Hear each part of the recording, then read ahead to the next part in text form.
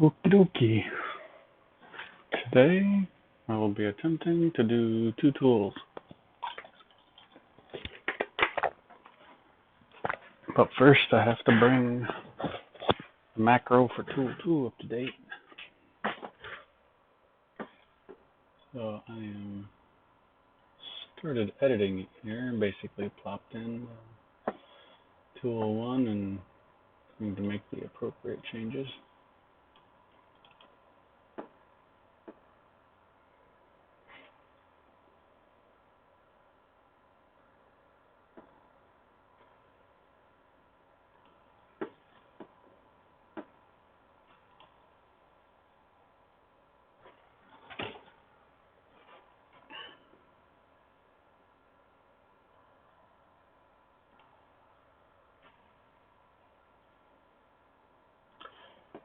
Which I apparently lost, but I didn't get too far, so that's okay.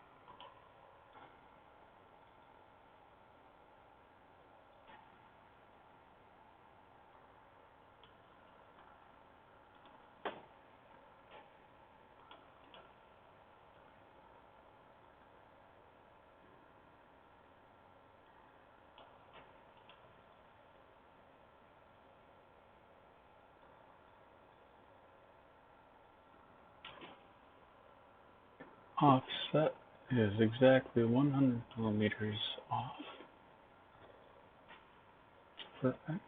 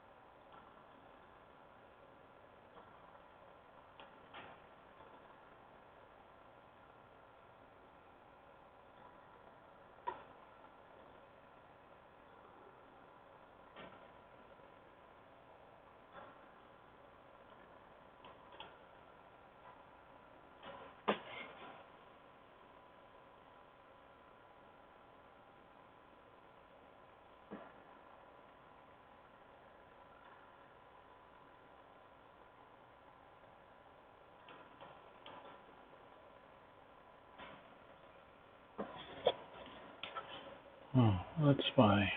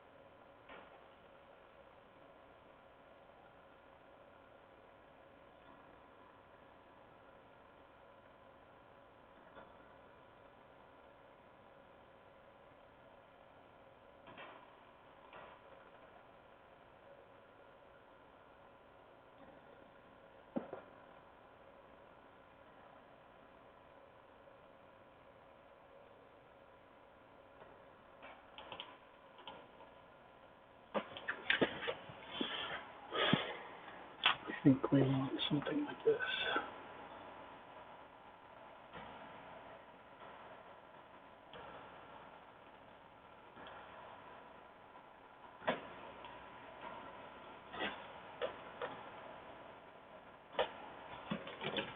The spaces.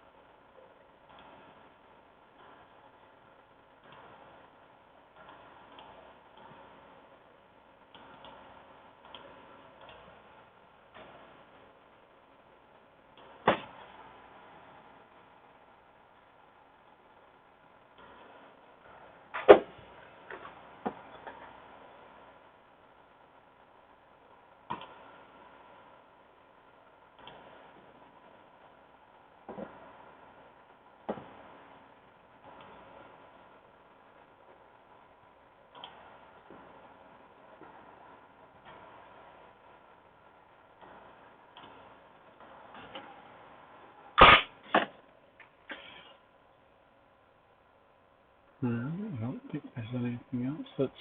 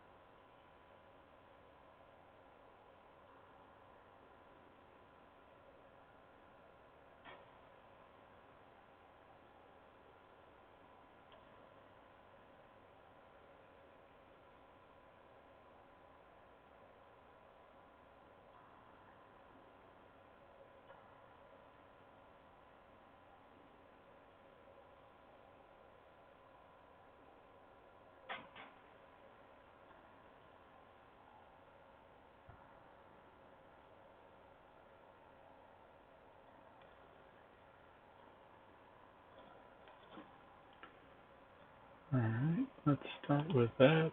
Hopefully.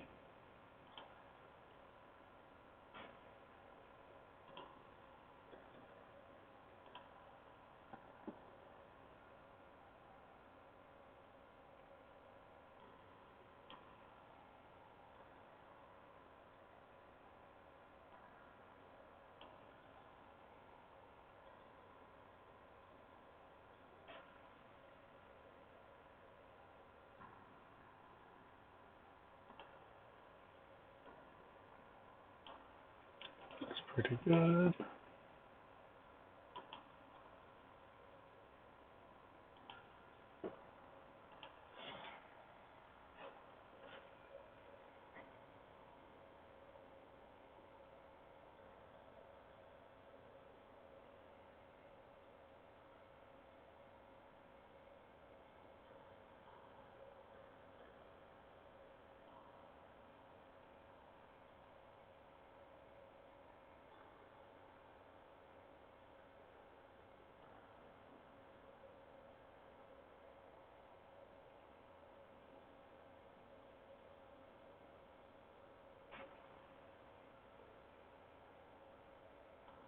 No idea.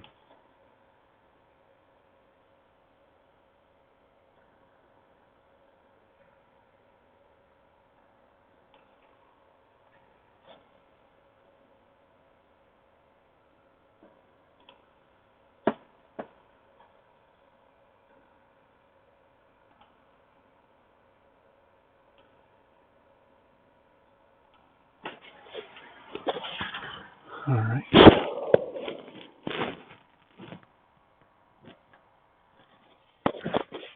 See if I can pick something.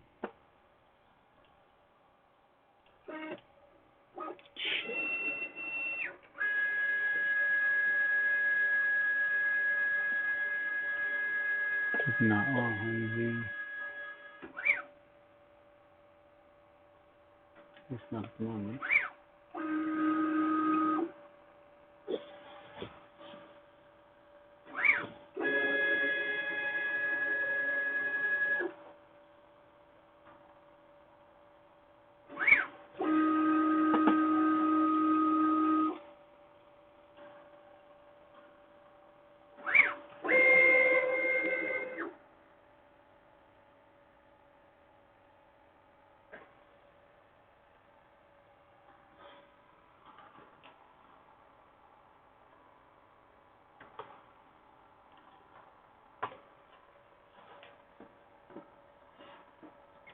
Actually, I just remembered I want to restore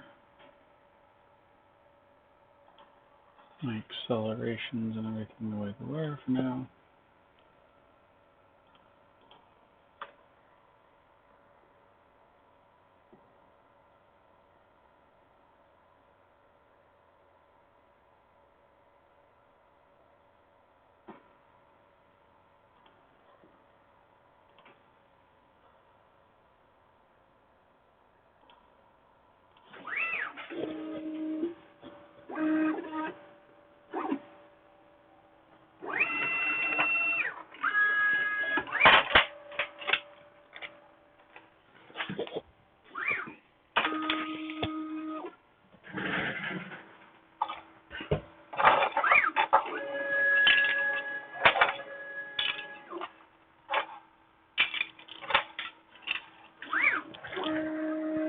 So many test prints.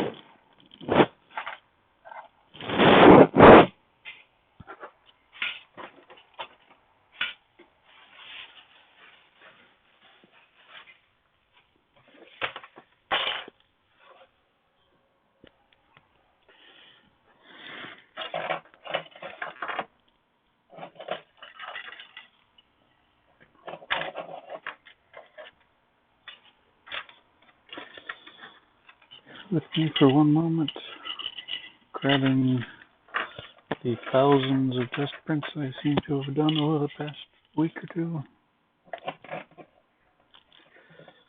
I wonder that I have any filament left.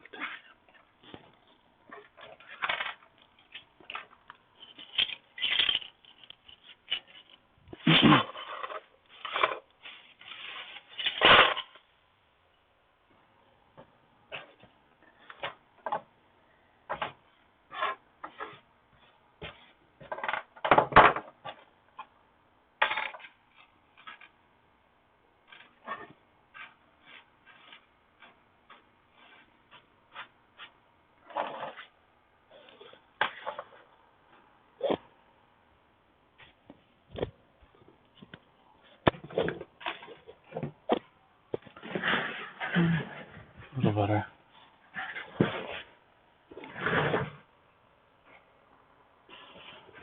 Right.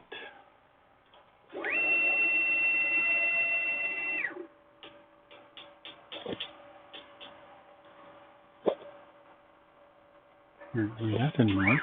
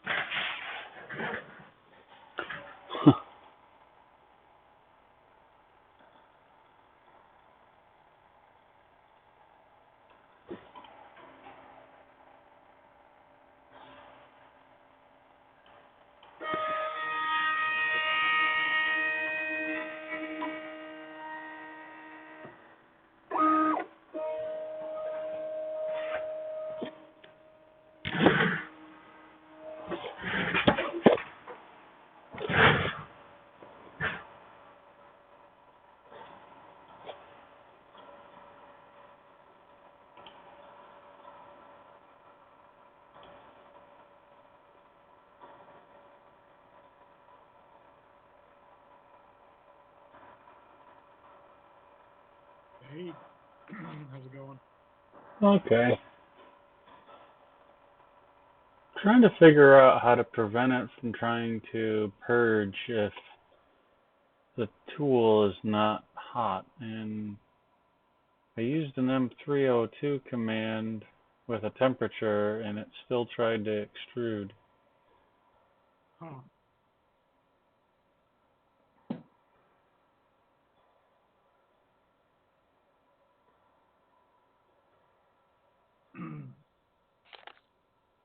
I didn't get a chance to get break.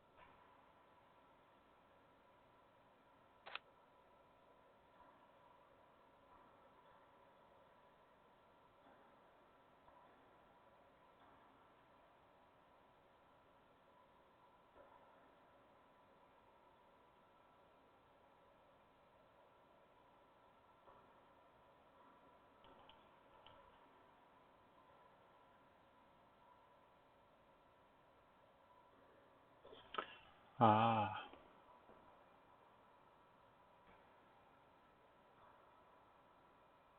Conversation. I guess that what's that?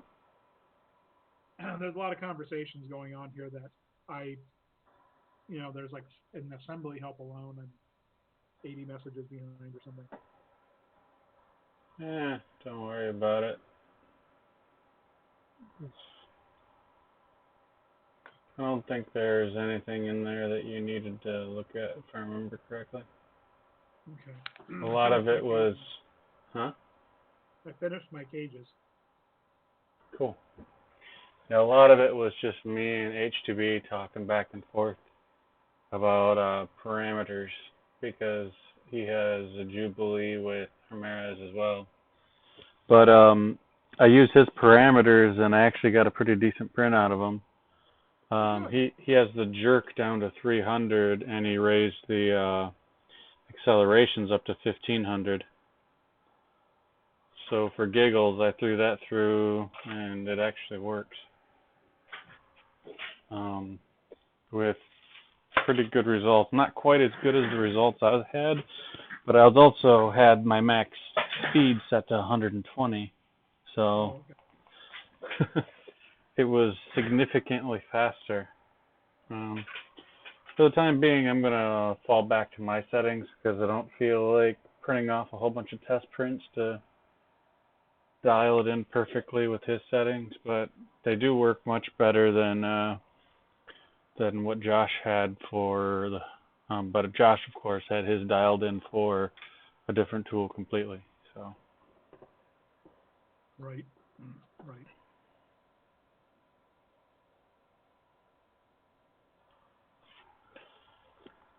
My bandwidth is probably really bad right now. Earlier today, the fastest I had about 27. 27 down and 6 up. Hmm.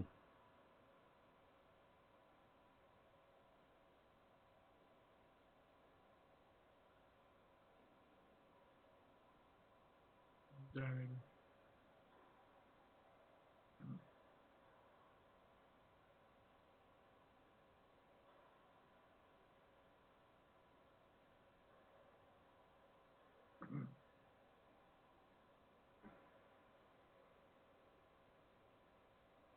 Well, the Ender 3 that I built last night was printing.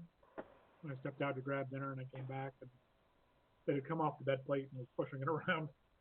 Hmm. Or the print had come off the bed plate. Gotcha.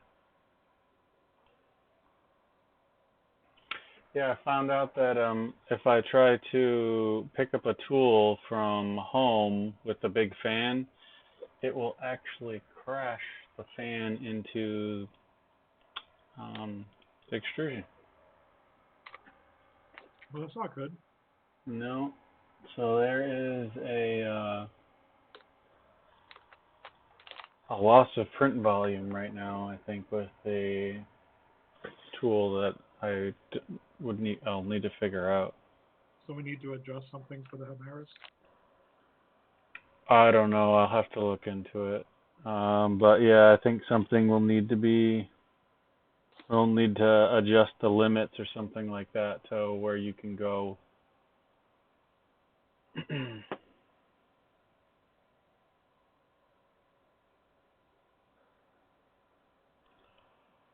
um,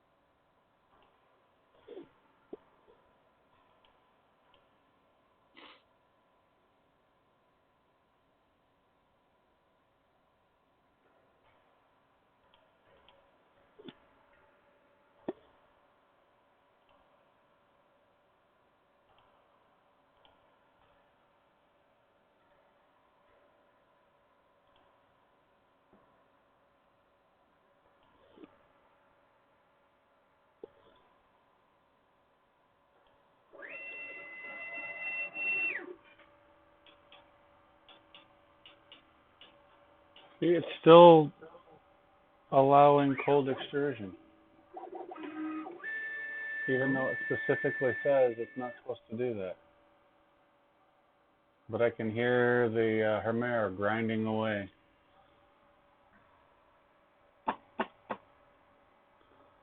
That's really irritating. Weird. Dude, seriously, you cannot have my chicken sandwich. I just gave you a full bowl of food.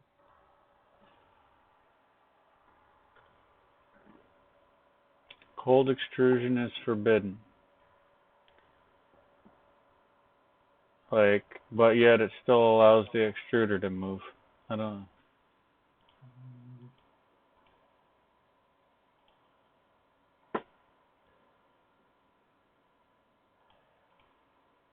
I need an if statement. If tools below a certain temperature, jump over the extrusion command. Or the purge. Don't know if the conditional codes are... I don't think they've implemented that in the official releases yet. I could upgrade to the release candidate, and I think I might be able to get an if statement, but I'm not sure.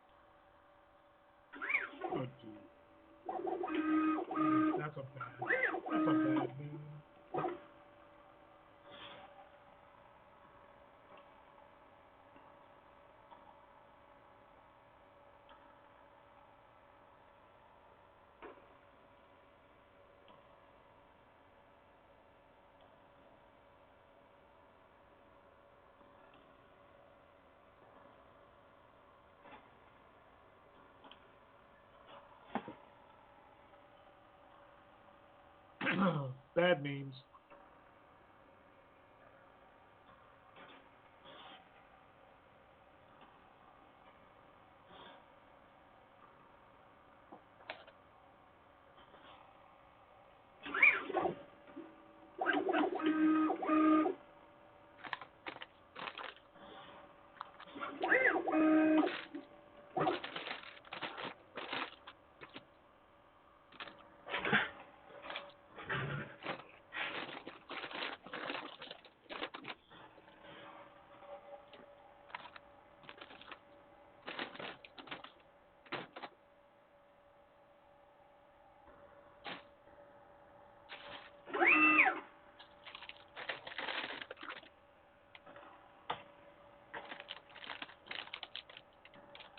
Oh. Huh. Oh well. I think I got somebody else to do it.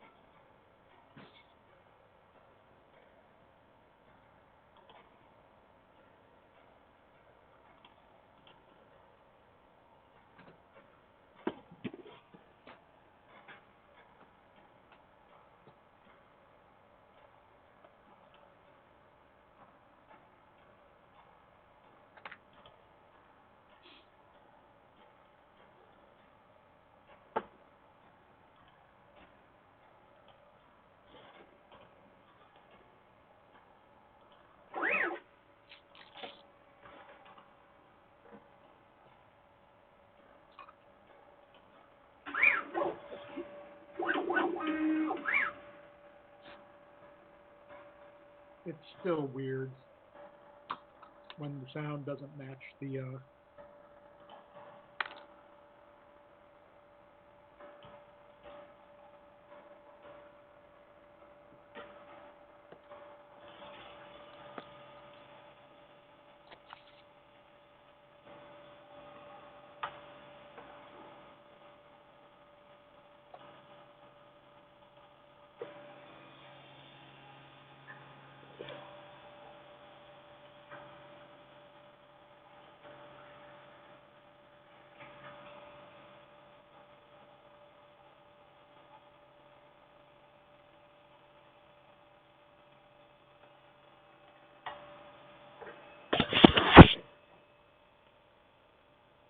so it's still trying to extrude?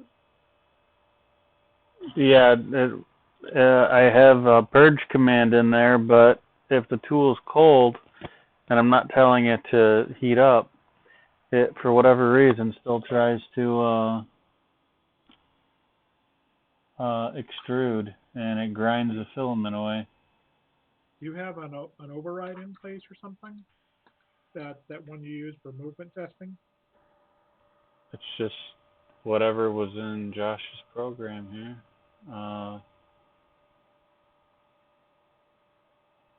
Might need to go back and revisit that. Yeah, it's just G1 E10 F100. Okay.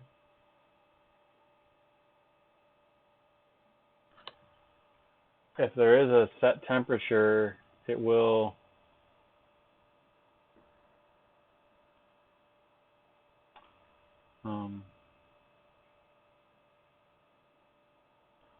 it will heat up first.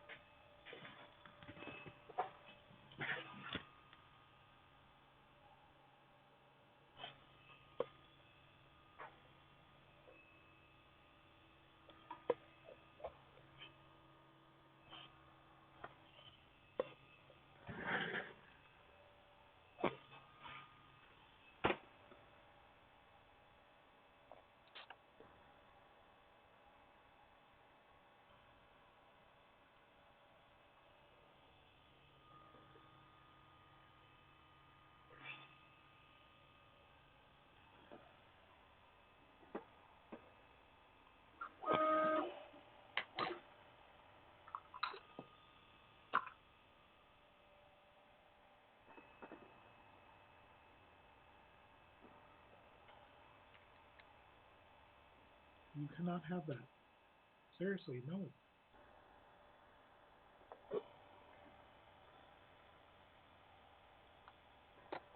Now I'm going to try to pick up the other tool officially. Good.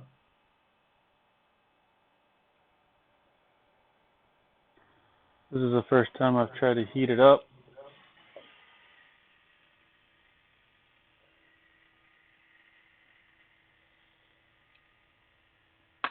Uh-oh. Not good.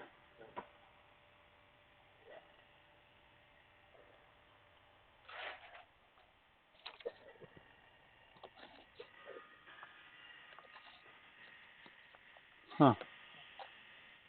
Wrong fan is running.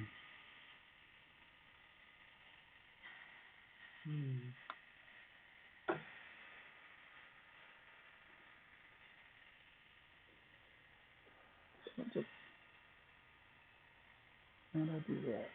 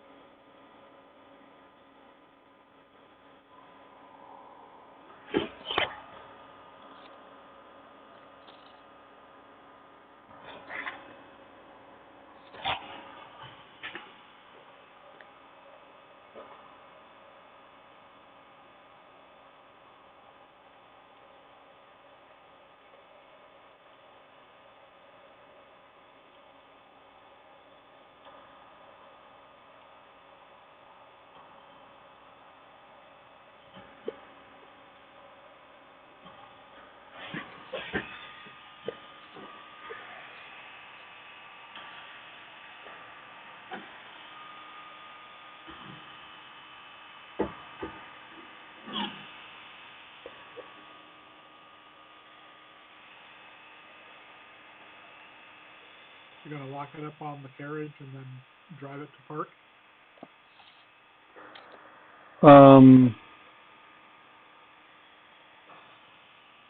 No, I'm just trying to figure out where I went wrong with my fans. Something in the wiring, you think? Well, yeah, I think so. But I'm just trying to figure out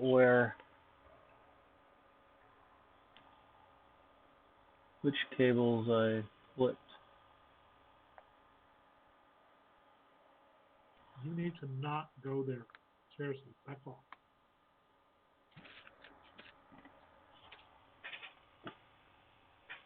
You can sit there and come over here. Yes, I'm having a conversation with my cat. Huh. Just unplugged the print fan for tool 1. Yeah.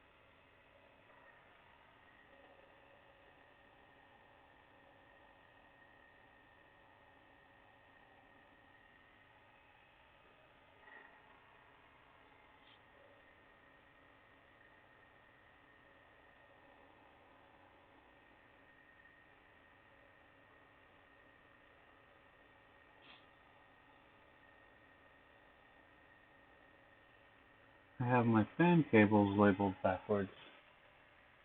Oh no.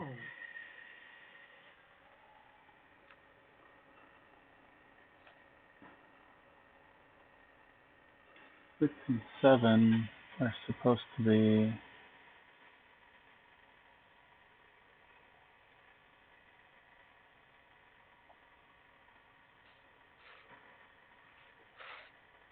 Wait a minute. 6 and 7 are supposed to be for the hot end cooling. And the print fans are supposed to be 3 and 4. I have my labels exactly backwards on here. Got it. However, tool 1 is still working correctly, so I just labeled it backwards, but somehow wired it right.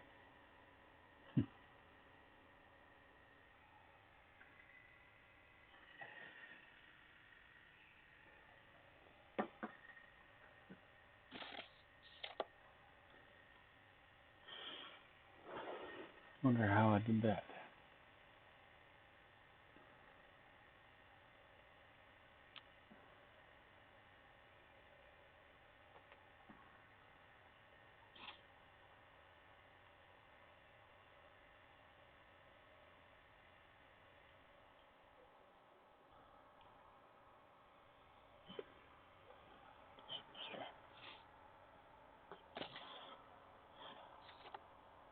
Hmm.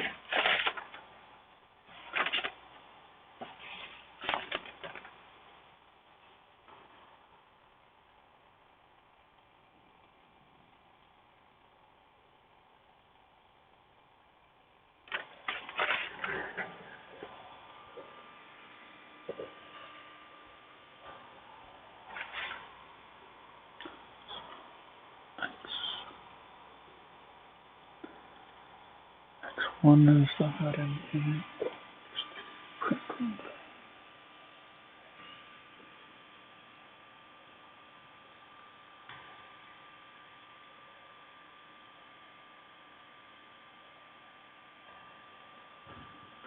You are not at all interested in me, are you? You just want my money.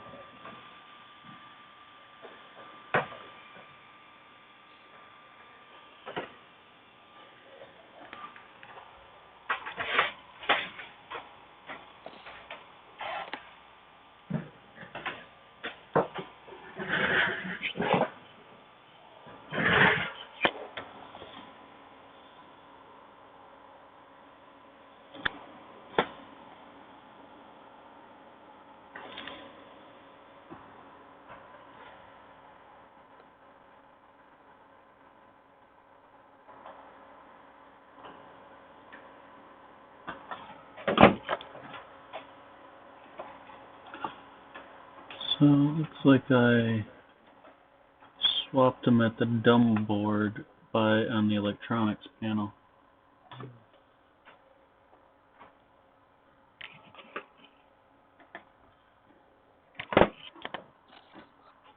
Easy fix.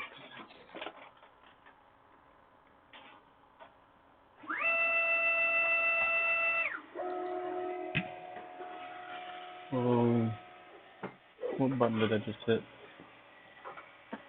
No.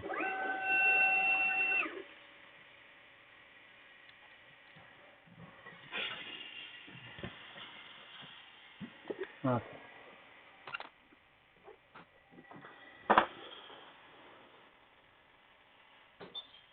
Problem solved.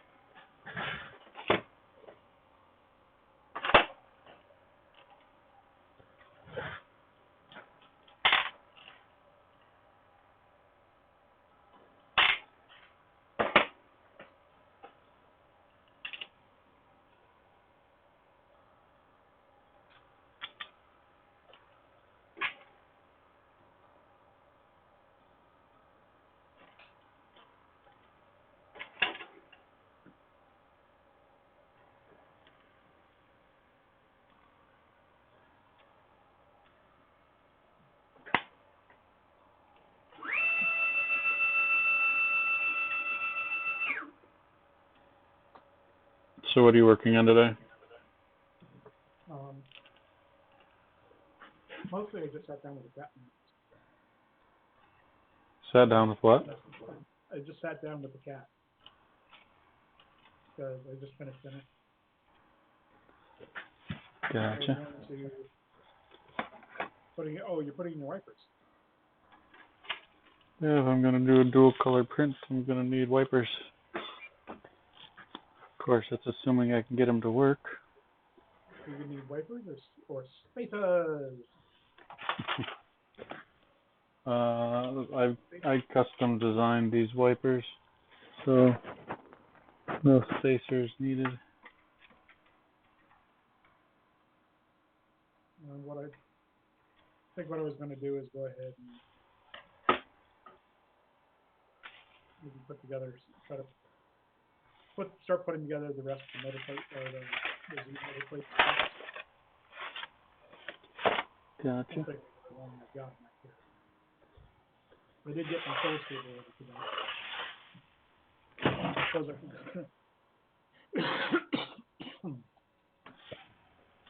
suppose I could change out the motors and on the motor plates.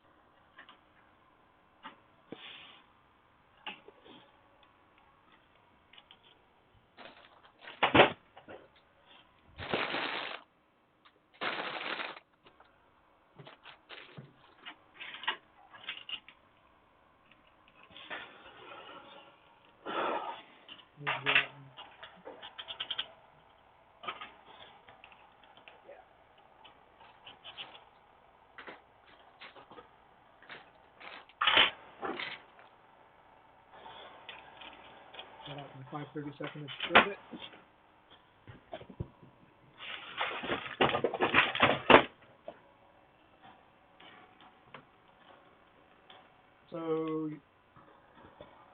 because I got to press pins and pop the pins out and press them into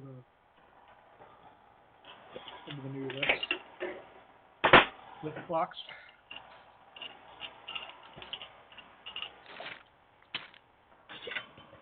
Okay, he's finally decided that I am not actually going to feed him. So he's eating his own dinner. How rude. Yeah. I mean, of course you're supposed to give your food to him. And this is annoying because the one piece that it's like, oh, I've been having really good adhesion. I shouldn't have to put a brim on this. So I didn't put a brim on the last cage. Yeah, one of the corners peeled off. Now, I didn't clean the bed before I started printing either, so that's probably my fault.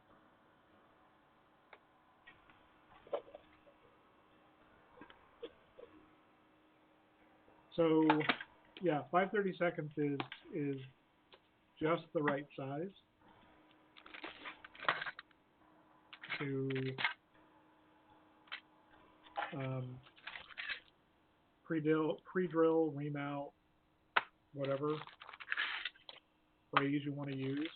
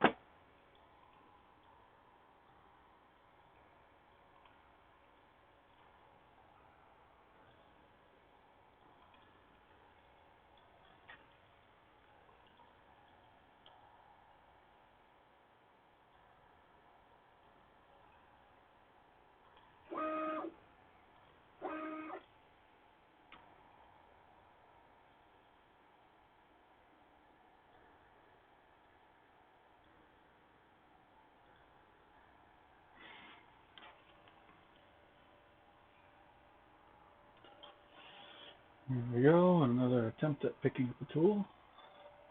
Yeah. Oh, this might work. Frame. This time the proper fan is on. I'm actually trying to see what changed in my front right motor plate, or my motor plates, because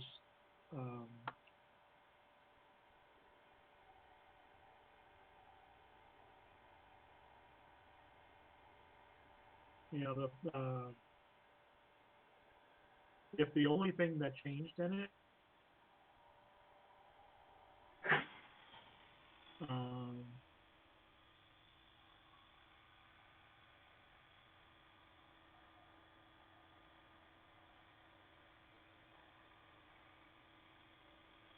then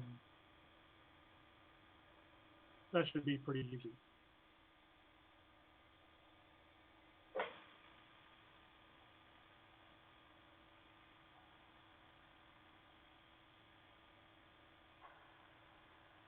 There's one thing I learned today is Josh and Denal's world clash. Oh? Yeah, Josh has his firmware set up so that the 00 is the Z switch, and Denal says that that is wrong. 0, 0 needs to be tool 0, and there should be a probe offset. We were having that conversation, and I think part of it has to do with the way Duet handles it, rather than. Well, he was saying that it's a ref or it's a G-code thing. Well, it is a G-code thing, but it's also how does the particular distribution interpret the G-code? Because G-code is one thing, because you've got machine boundaries, and then you've got to have. It's all different reference frames is what we're doing, and then we're translating between the reference frames. And that's kind of the conversation that we were having before, that I was having with him.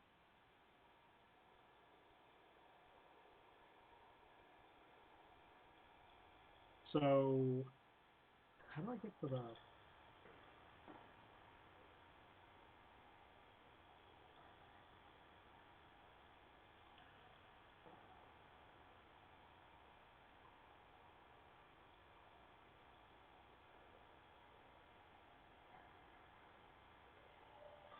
Okay, it looks like that I don't have to worry about the parts. But yeah,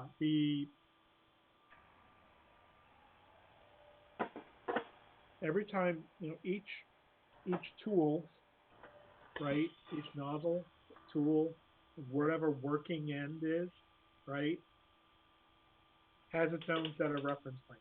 And then the offsets are used to bring them into alignment so that they're all sharing the same references, or they're all sharing the same physical space.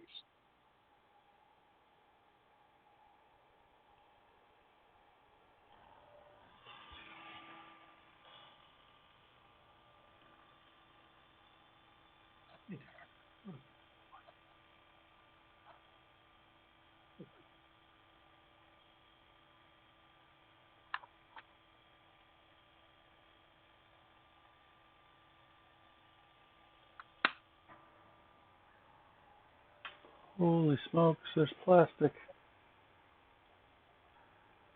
Is it smoking? You said it's smoking. Smoking is bad. It's not supposed to smoke. Uh-huh.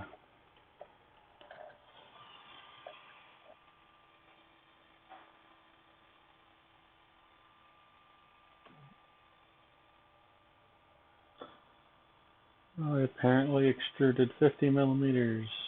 Yay. Yeah. Yes, yes.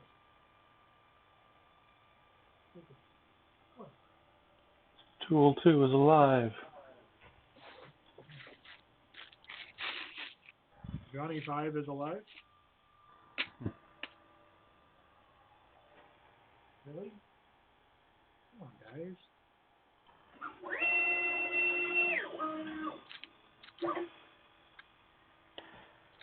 Awesome.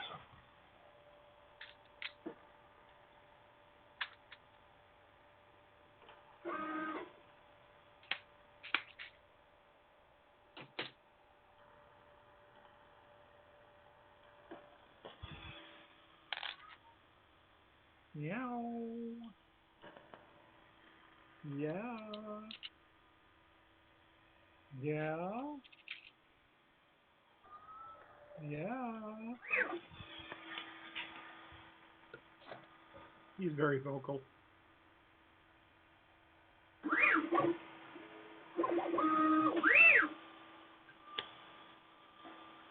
Not a chance.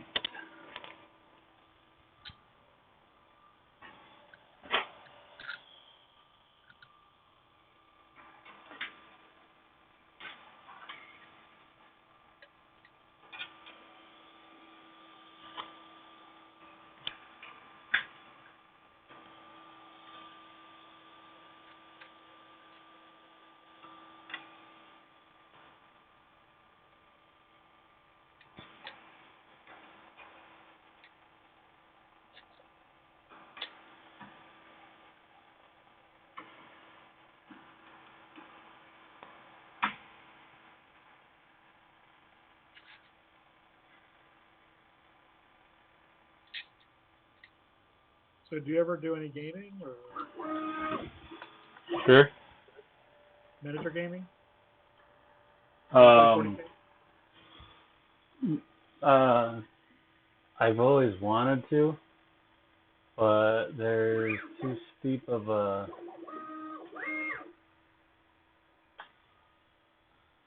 Yeah, this wiper doesn't do diddly.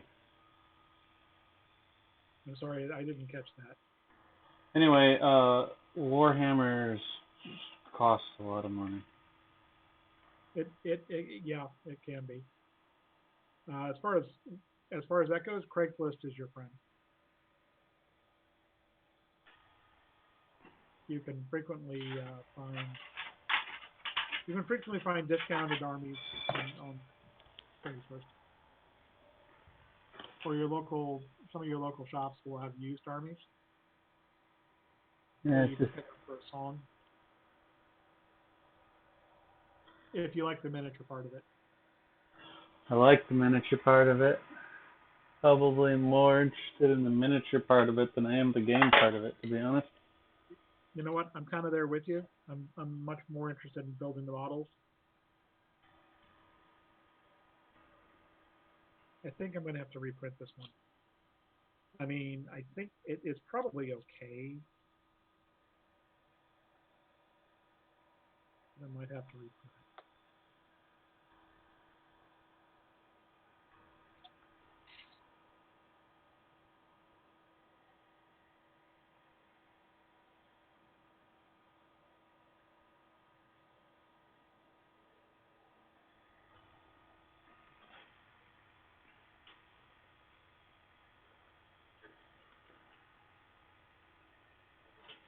I find it really weird. Like, I never had an issue wiping plastic off the nozzle on my big box, but like this thing just goes right over the rubber and like it wasn't even there, and it is there. I can hit it. It's not like I'm. Okay. I don't know. Trying to raise it up here and see what happens. Yeah, I'm going to have to reprint this last one. And of course, it was the third one that I made. Hey, buddy, there is no food up here yet.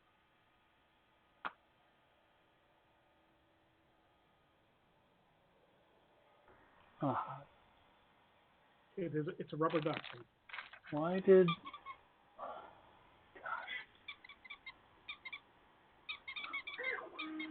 Oh, it is rubber duck. I don't know what zeroes the temperatures out randomly, but it's annoying. What's that? But I'm not sure what zeroes out the temperatures randomly, but it's annoying.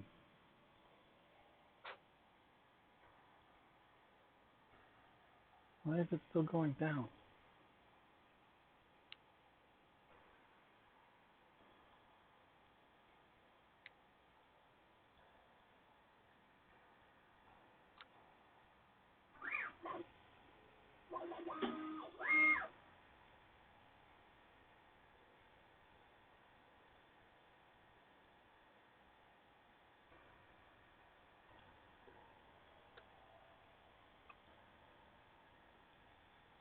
Where are you going? Where do you think you're going?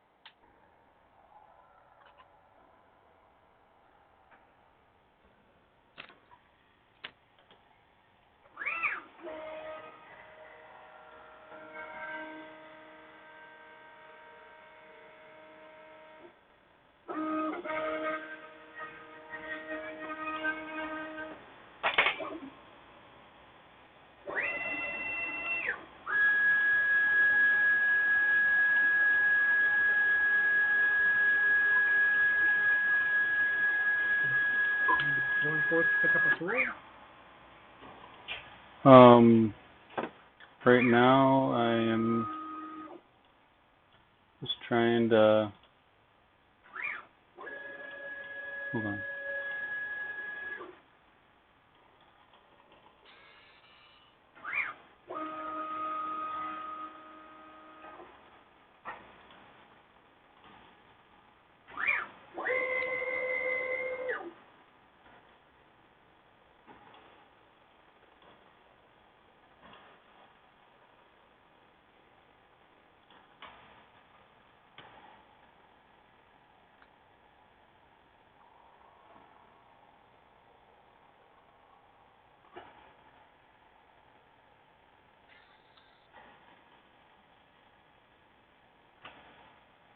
Yeah, I don't know what happened a second ago, but it just started the temperature started dropping.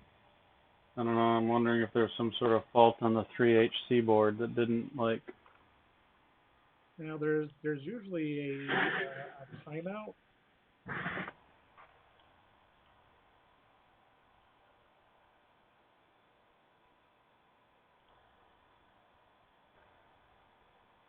Yeah, but I tried changing, like, it just wouldn't heat it back up again. I don't know what it was. It didn't error at me. So. Weird.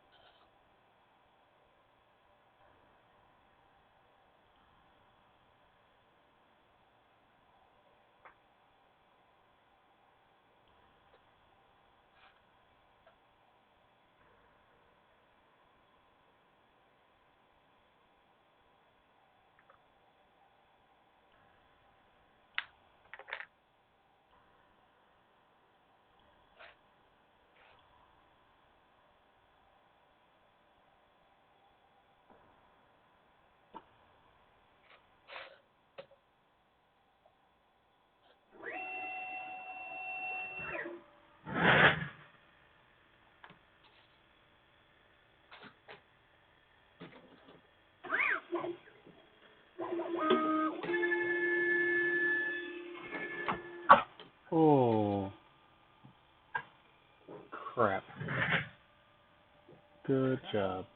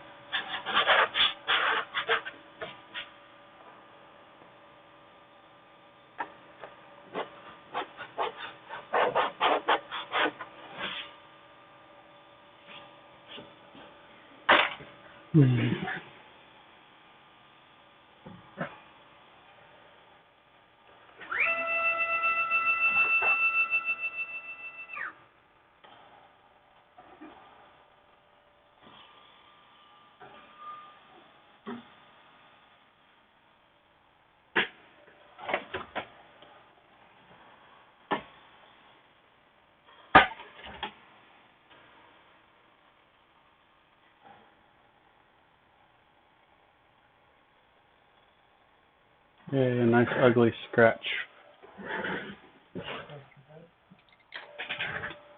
And the build tech. Use the offset wasn't the same.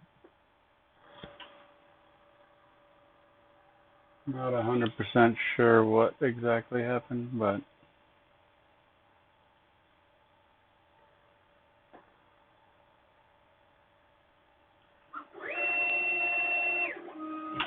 oh.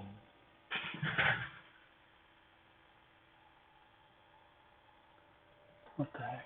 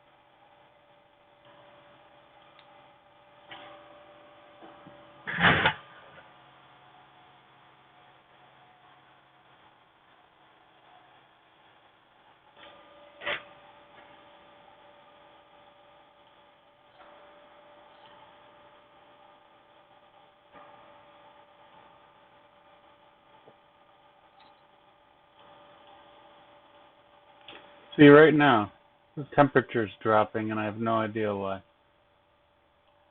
there anything in the logs? Is there an event? Or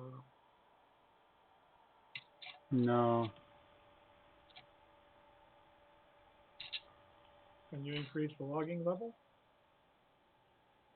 I have no idea. Oh, wait a minute. Why is this 0?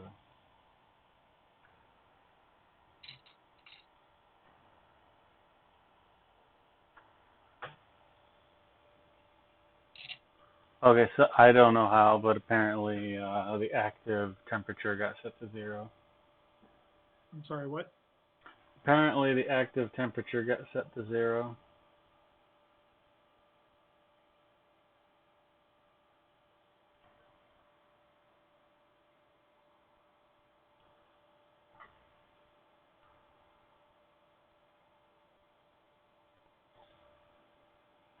Confused placer problem? I'm not slicing anything at the moment. I'm just messing around, making sure the tool works.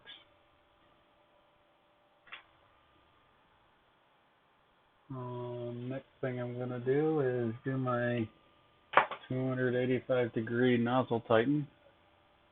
Okay. And then I probably should have done before I extruded any filament, because that was smart.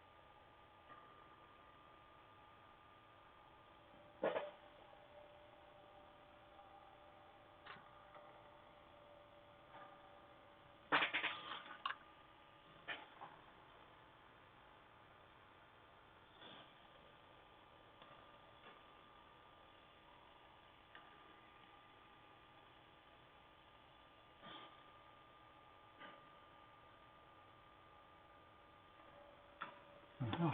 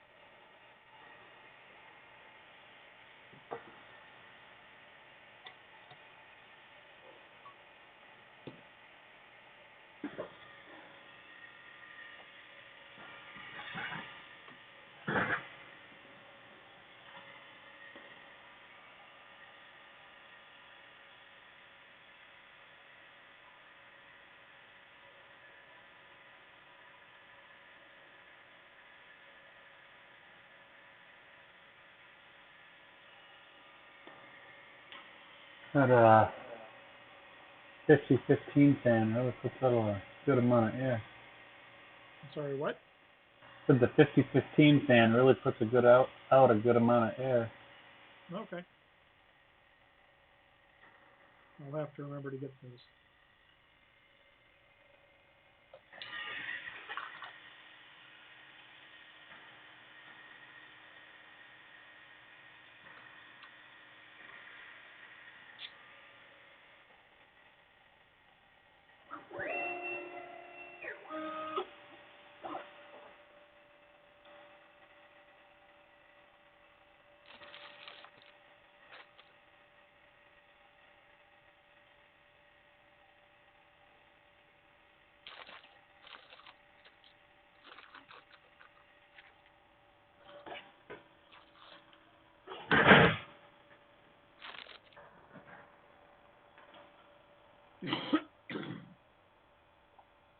Be right back. I'm gonna go press some parts in. Okie dokie.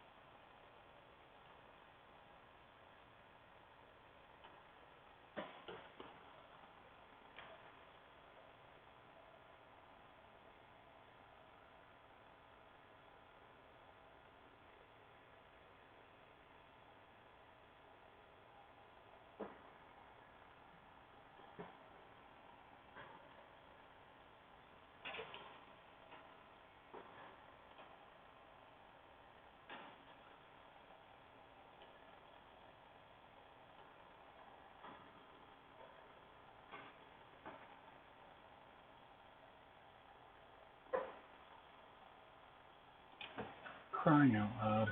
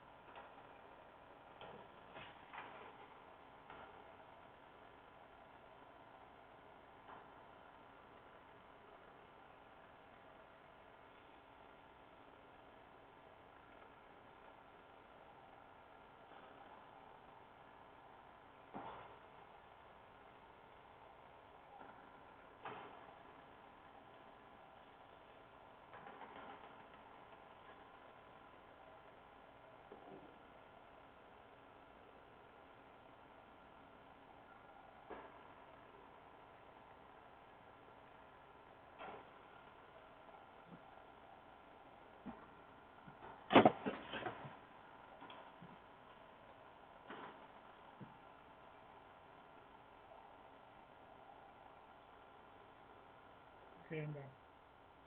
Welcome back.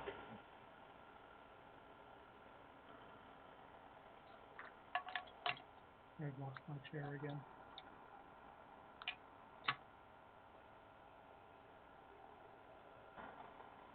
I've experienced this exact same problem today.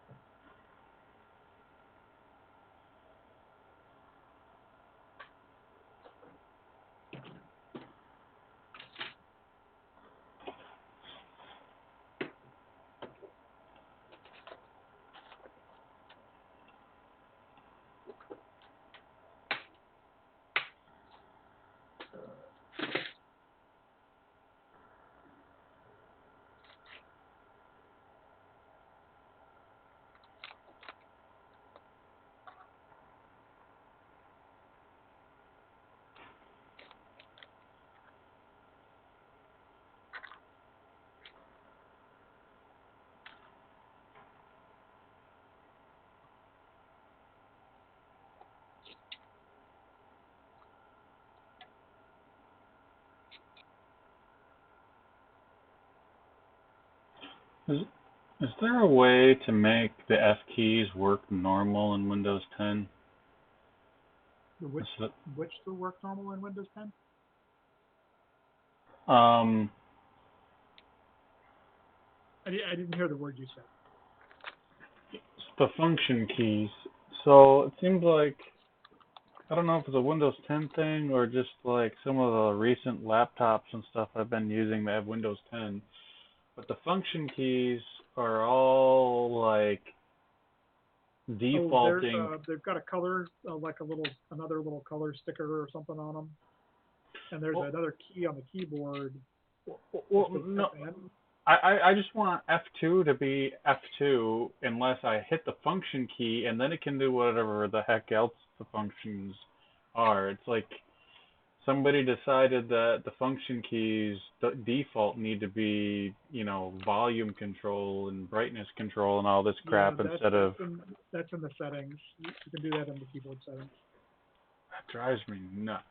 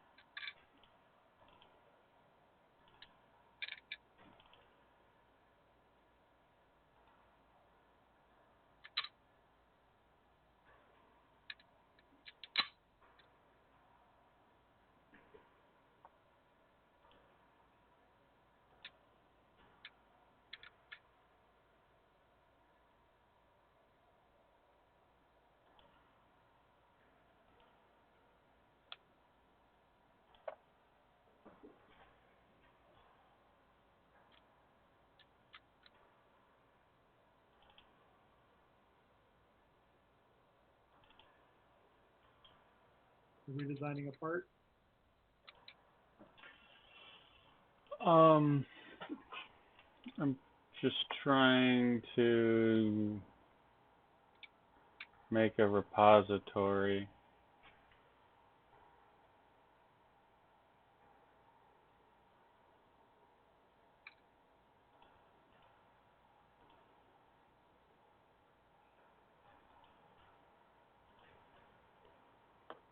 I told someone I would, and I realized that I've been working and not doing that, so, oh my god. Do what I want you to do. Rename. Okay.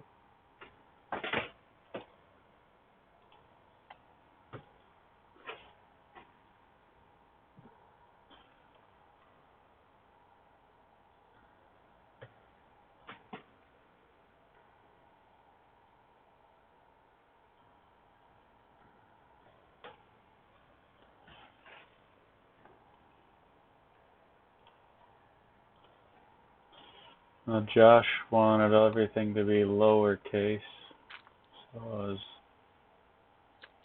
and no spaces, so I was changing my file names here. Ah.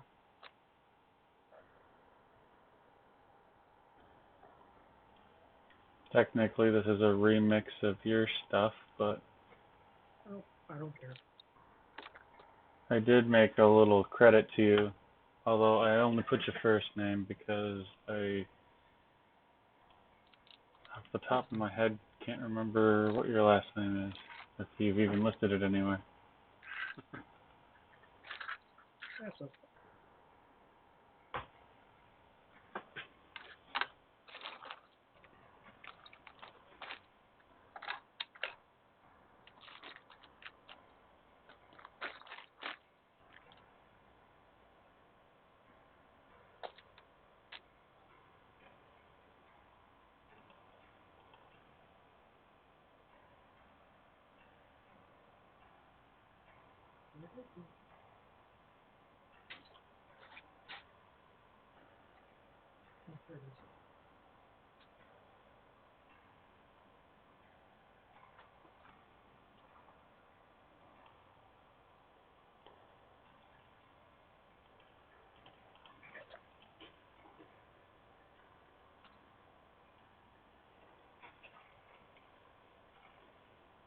Yeah.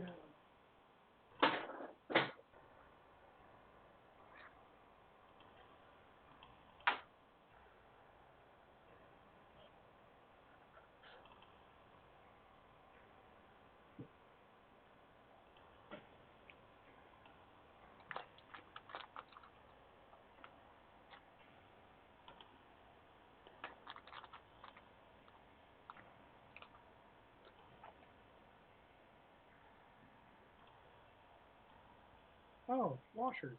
Great. I don't have washers. Oh well.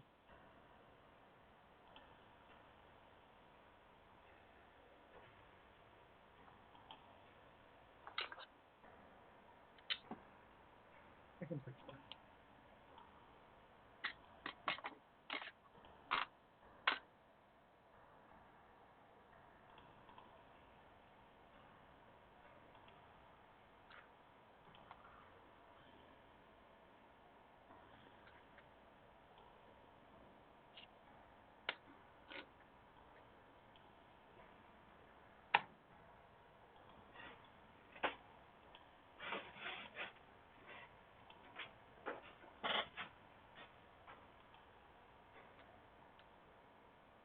Huh. What's that? It's not letting me save this as a Fusion 360 file because I imported it as a step file, I guess.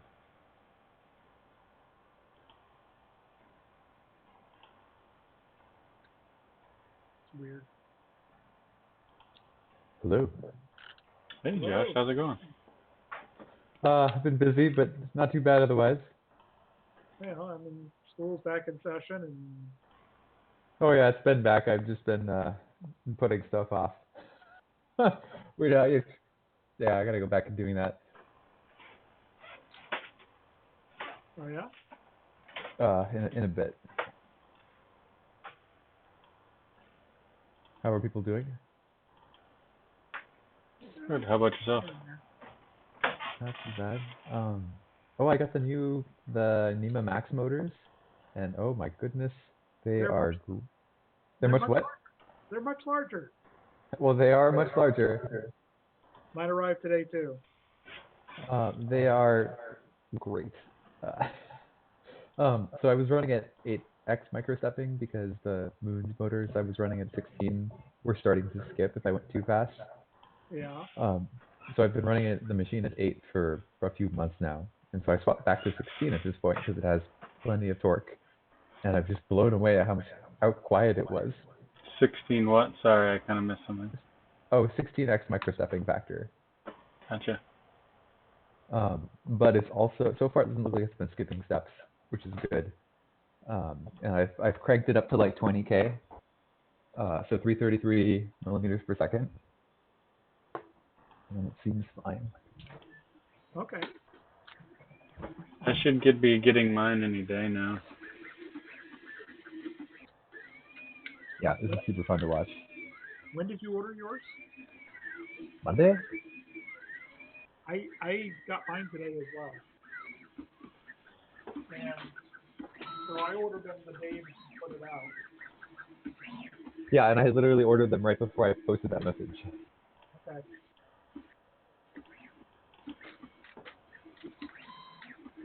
Ooh, that is fast.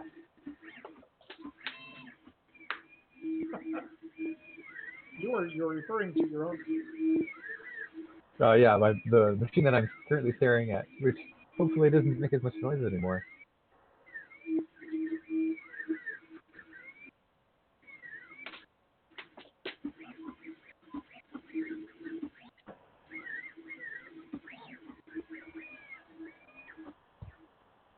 So I have successfully, I think the design that I have is reasonably solid. All right. It does need a 7mm spacer plate underneath the motor plate. Okay. 7mm is quite a bit. But hey, this means it's taller feet. That's about it. Yeah. I also did build in a up to 1 centimeter, 10mm gap on the. I said up to, didn't I? Yeah. On the. Sorry, I'm trying to juggle. I've got a handful of stepper and build plate. I'm trying to get it all lined up. Up to a centimeter of gap inside the coupling. Centimeter gap. Okay. So, Okay. so the shafts aren't driven right up against the spider. Yeah. I did post some pictures. I don't know if you got a chance, if you saw them or not.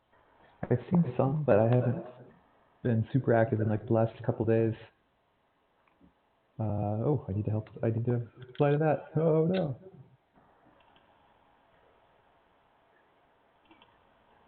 And I also made, I've got some bits and pieces I'm not ready to send back in, but I found a model, an appropriate model of coupling, although it's not the exact same manufacturer.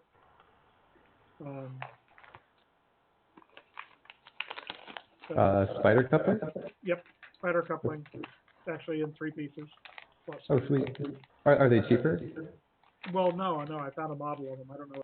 Oh, model. Okay. Okay. But I built my thrust cage based on a vendor that I could, I went and checked about 5 or 6 different vendors, and their specifications are all within like 0.5 millimeter of each other. Cool. And then you get the Ziltech ones, which are like 5mm shorter. Which ones are 5mm shorter? The Ziltech. Oh, are they really? Yeah. So Interesting. go to Damn my, it. that's okay.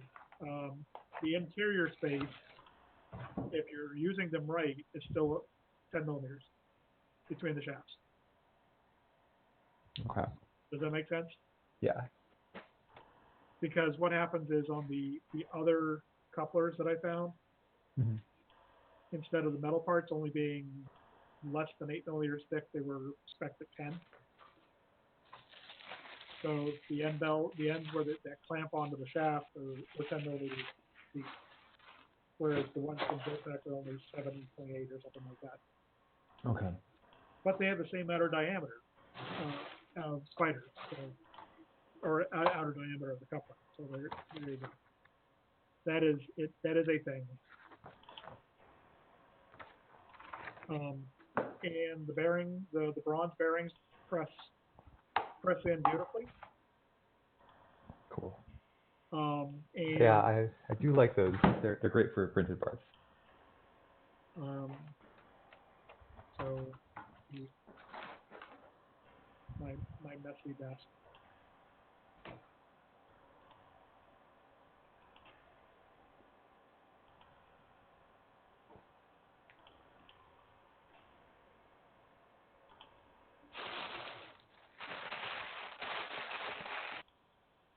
doing some cleaning. I'm gonna probably have to set up a rail core for more mask, or not mask, but face shield printing. There you go. Oh, that looks great. Oh, that's very, very pretty. Sunk cost is all like, how can I make this so I don't have to have any supports in it? And it's like, just print it with supports. I mean, I get where he's coming from. Well, okay, so I'm not a big fan of supports for geometric dimension surfaces that matter. Right. But on this one, there are plenty that don't. Yeah, well, the actual, the underside. Underside. Exactly. Yeah. So I'm okay with supports on dimensions that don't matter. Same. Yeah. I am with you there. Yeah, I mean, ideally it would be nice to not have supports everywhere, but whatever. Like, we have them, might as well take advantage of them because it does kind of, what am I trying to say, improve the vocabulary or augment the vocabulary of what you can do. Yeah, I mean, let me pull this cover off real quick, and I'll show you what the. I mean, I could probably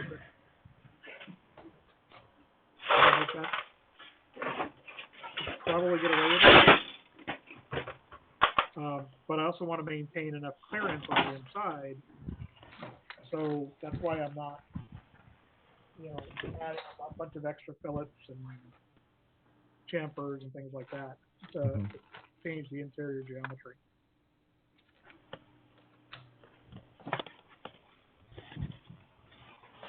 I'll wash on that anyway. I can put them in.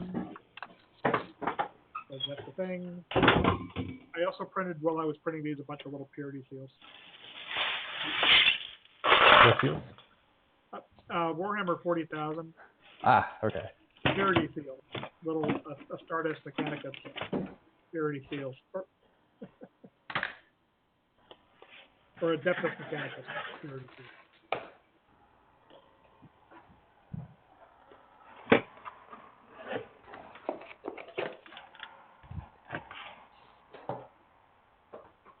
Okay.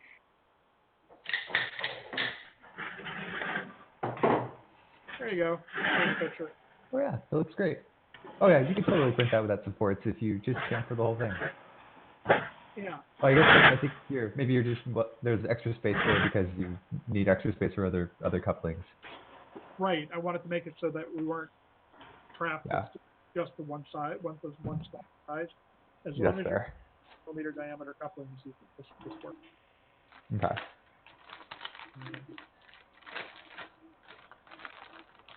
So if you have a coupling that's a little longer or a little, still make it work.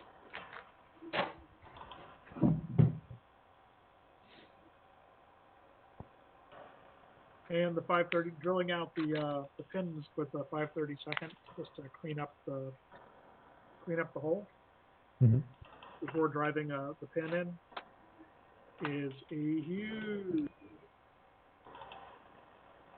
A huge what? I didn't hear what you said. Huge benefit. Okay, I was kind of I was wondering. I was like, ooh, that's like the perfect drill bit for that. Yeah. That it's the Imperial, but still. It doesn't leave you. I mean, you're still getting a press fit. Oh yeah.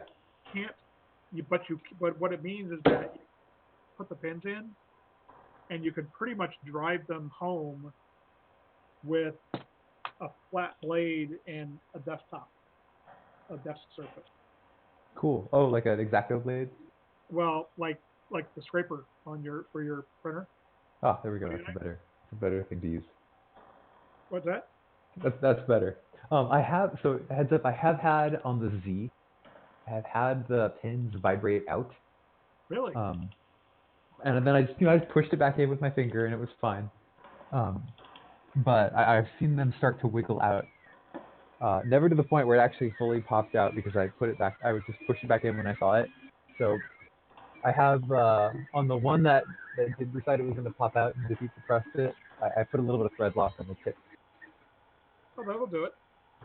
And that seemed to fix it.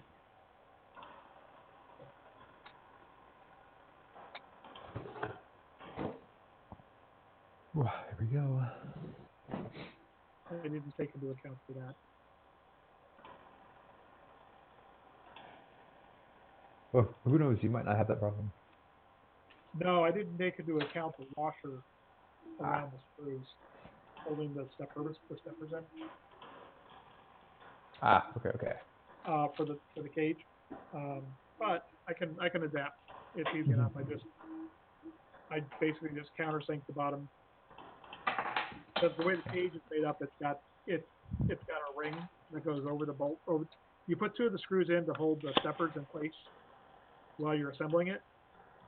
So the stepper is held in by 2 screws, and then the cage goes on, and 2 screws go through the cage into the stepper, and the other 2 corners of the cage have a hole that's big enough to go down over the top of the screws,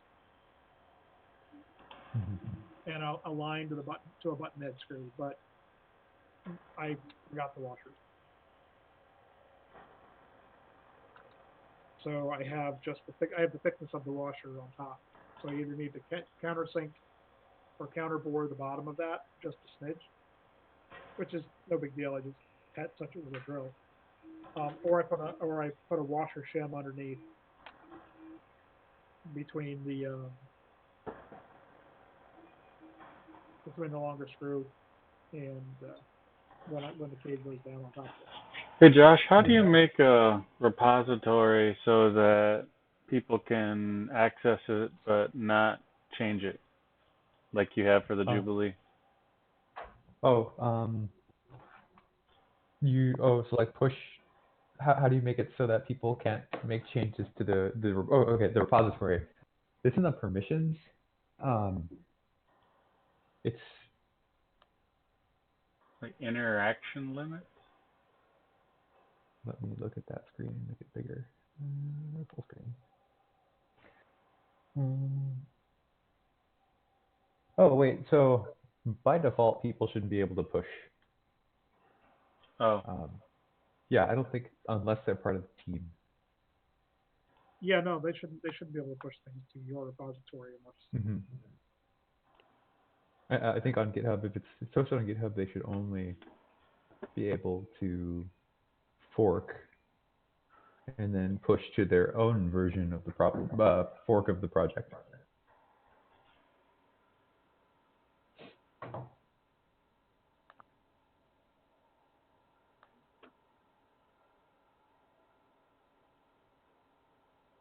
Yeah, so I can, there's a pull request button. I clicked on the link. Okay. But I don't think I'd be able to push directly to this.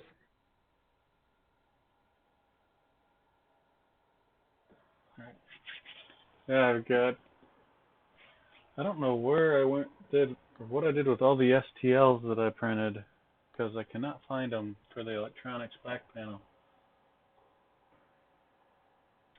For the 6HC and the 3HC STLs. I think I must have saved them directly to a jump drive and then misplaced the jump drive. Thinking that is what happened. I'll have to re-export them at some point.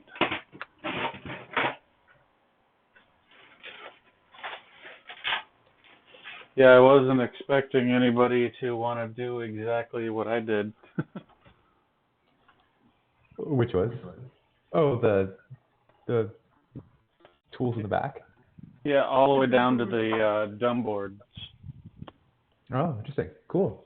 Tsunami Knot wants to basically copy my exact setup. Oh, that's awesome. That's the benefit of having a nice documentation trace. Yeah, I'll have to do some sort of write-up for him. Yeah, I had to. So the third cage that I printed, the corner peeled off to that. Really?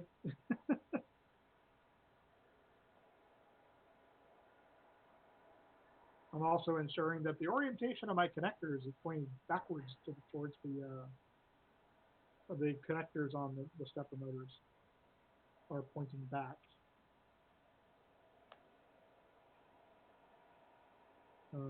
As I put them on.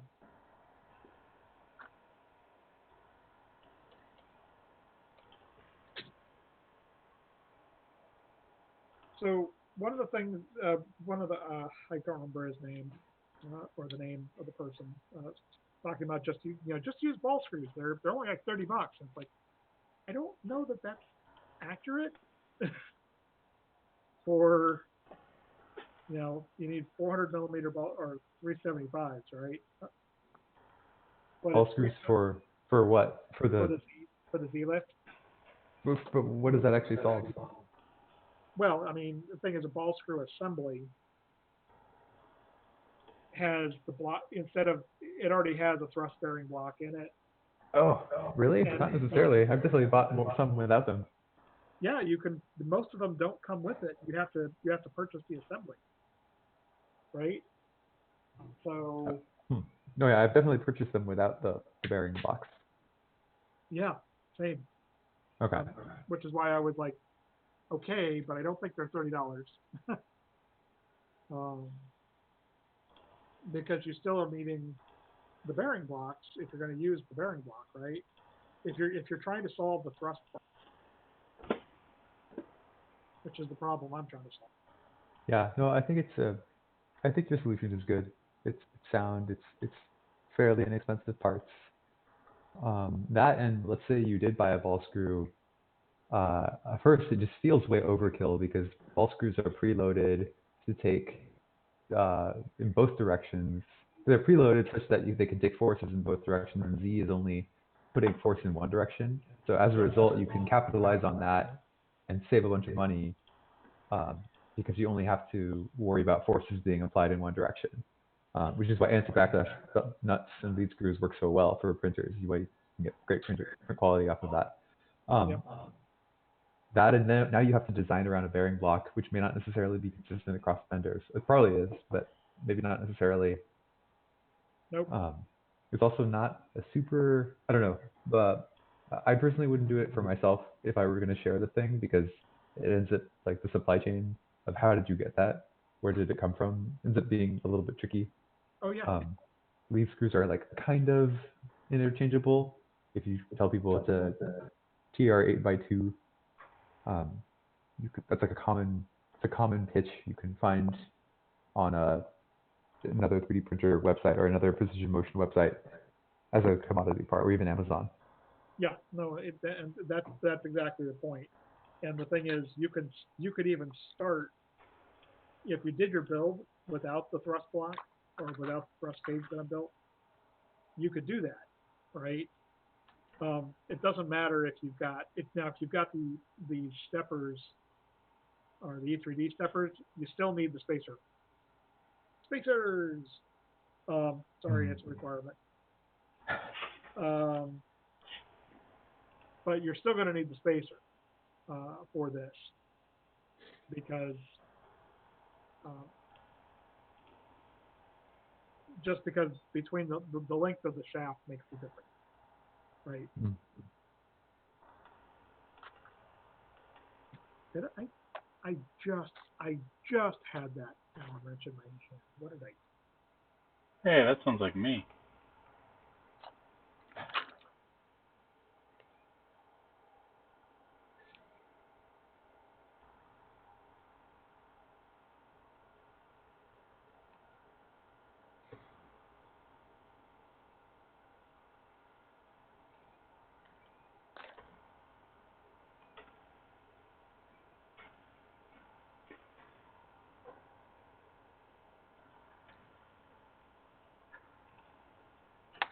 Space eye.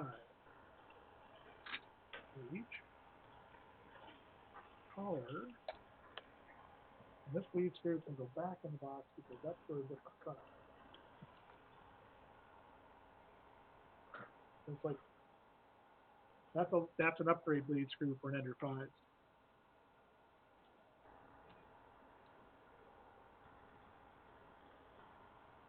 So the thing is, it's the one thing this is the cage. You have to assemble the lead screw the collar goes on the lead screw, and then you have to assemble slide it through the or the thrust cage before before you assemble the cage onto the block. Just because of the way everything lines up. Because the thrust bearing is captured between the coupling and the lock collar.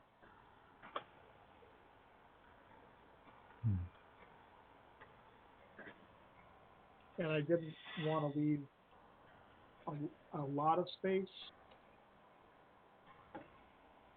I didn't want the cage so big that you could insert a coupling once the cage is in place.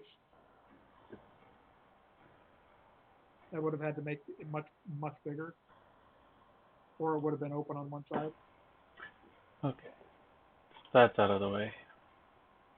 What's that?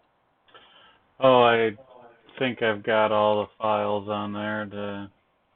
Aside from Luke's clip, I'll have to grab at some point. Okay. But I got all the stuff I printed and all the Fusion files on there.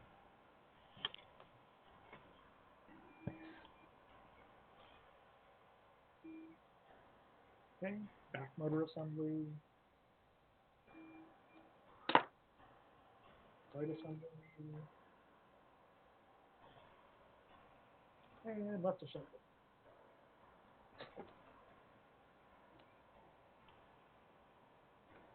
Yeah, that Ender 3 I had printing earlier today as well, successfully. So, well, successfully enough until it ripped until the model came off the bed and it started sliding around a blob of plastic. So not too bad for a 5-minute bed leveling job.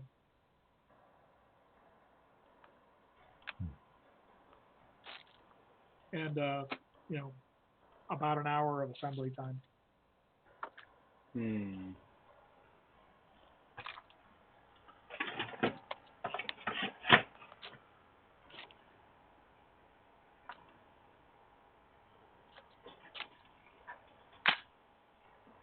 So Protopasta is back into production now. They are. And their PLA, their natural PLA is being sold right now for quite cheap. Yep, 25. It's not the HT PLA. It's it's not the HT PLA. Unless they are using the same resin base. I thought it was, but I could be wrong.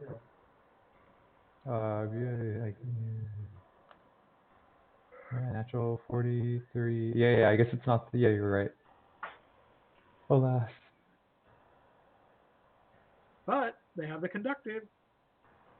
That's true. Oh yeah, we can do that now.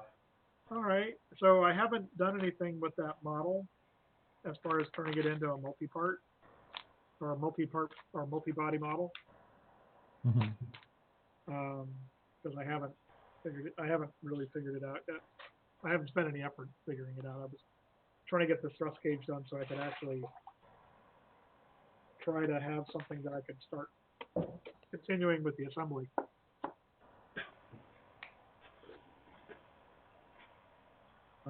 It did require, I did reprint the lifts for the Z's. Do you know what the default password would be for the VNC? For the Pi?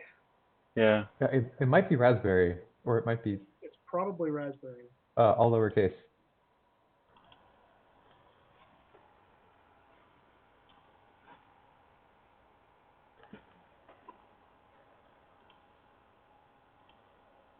Aha.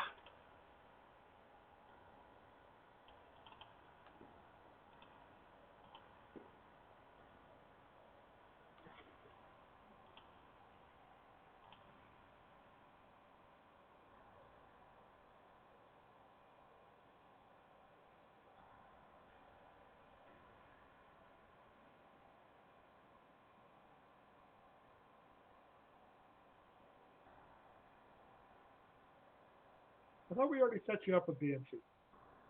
Yeah, I was just going through the manual here, and I couldn't remember how to log into it.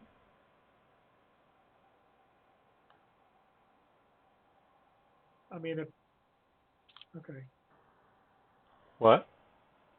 Oh, I Don't needed worry. VNC to do the next step. I just had to log in, and I couldn't remember. So. Got it. Yeah.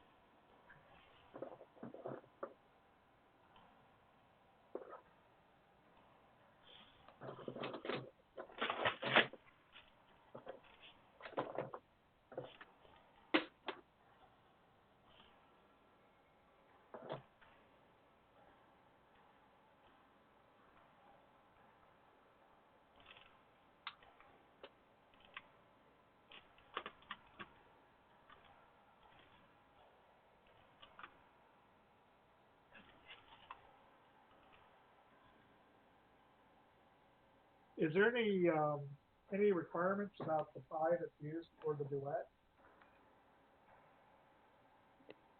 I don't know, to be honest, but I wouldn't think so. I think it has to be one of the newer generation ones, preferably a 4, I think, but I don't really know for sure.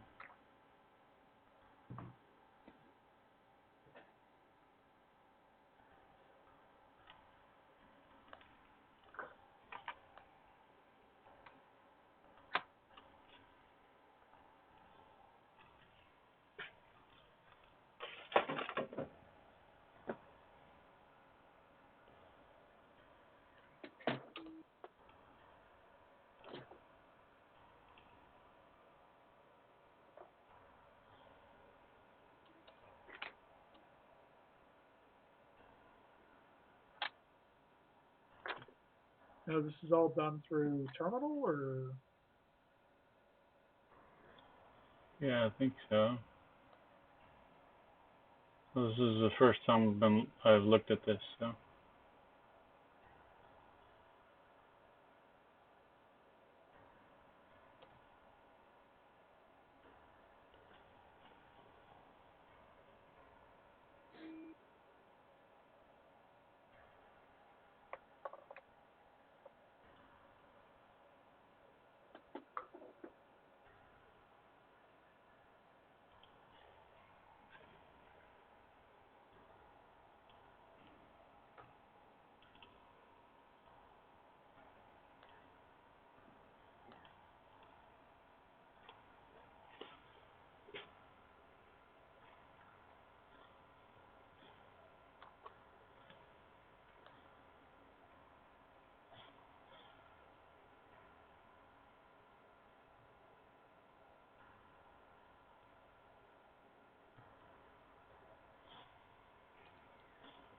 He says this is in the wiki.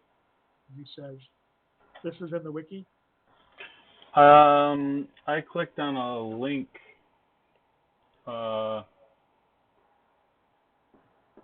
Here, 1 second. I don't know how you find it in the wiki because they just sent a link on, or put a link in Discord that I clicked on, but it should be in the wiki, in theory.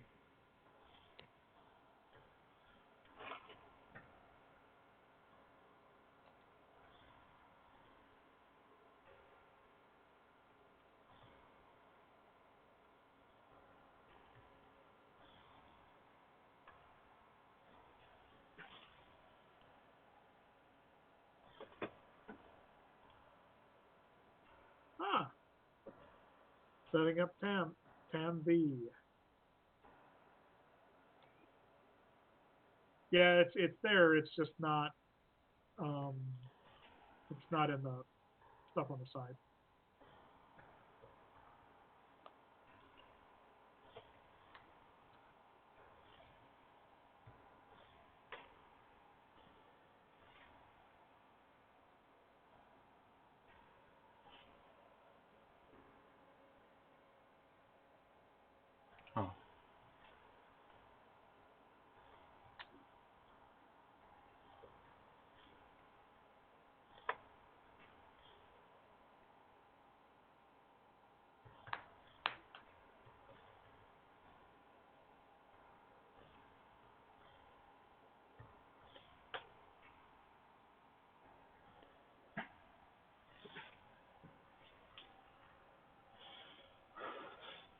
Yeah, Linux is for people who like to type.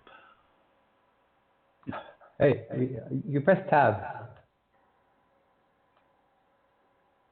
Are you familiar with tab completion? Yeah, it's useful, isn't it? So what do you do exactly? If the command is inside of the working, uh, if the command is in your path, um, in your bash path, then if you start typing it and press tab, it will finish typing it for you. No idea. So good to know. Yeah, so I blame tab completion for turning me into a bad typist. Yeah. It's one of those things that works really, really well on a, I mean, you could never do this in real life because you can't really auto-complete what you're thinking in your head. I mean, well, I guess some phone auto-completes might think otherwise. But with Linux, the keyboard is more of you're using it to enter commands, not really to type. So you start typing the command and then you press tab and it finishes it for you. Yeah. And I live in Putty a lot.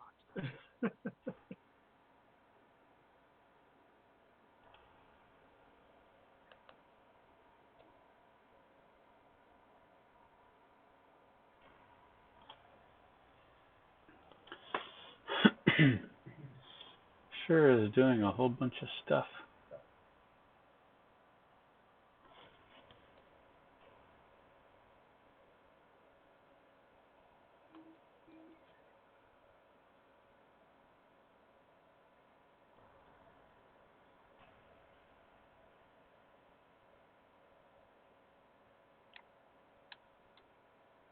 Oh my gosh. This process can take anywhere from 45 minutes to 3 hours to complete. Yeah. Are you compiling something? No, it's just doing the installation, Why? loading all the packages, because this is computer vision. You're probably either downloading or installing or compiling OpenCV. Probably both. That's nuts. Well, if you're compiling it on the little Raspberry Pi, it probably makes sense. Well, Yeah. I've got a program that does dynamic balancing that I developed for at work, and I can compile it and install it, and it's like 13 megabytes and installs instantaneously. Like it doesn't even require installation. Like, and it's it's just funny. I don't know.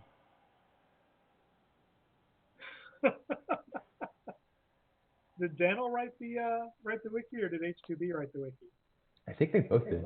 H2B started it, Go and grab a Daniel. coffee, tea, beer, nap until the process is done. It should complete without any red errors. There will be yellow warnings, but these are okay. Since Daniel did a great job of setting this up for everyone. If he wrote the wiki page, writing above himself in the third person is intriguing. It's probably H2B.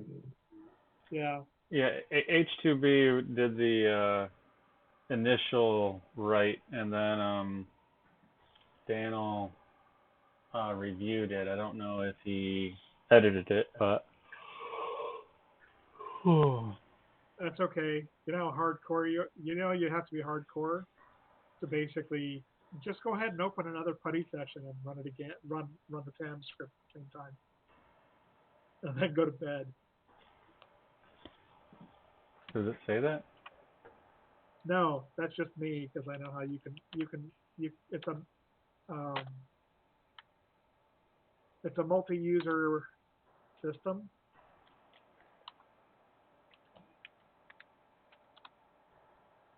So you can just open up a second terminal window.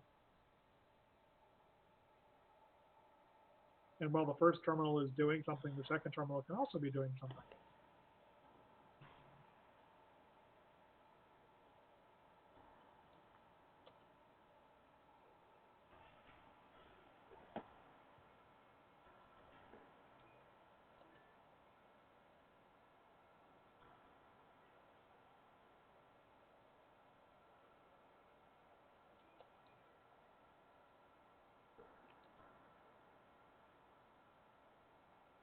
Oh, a TAMB script probably needs to have OpenCV running first. Yeah, I was going to be patient.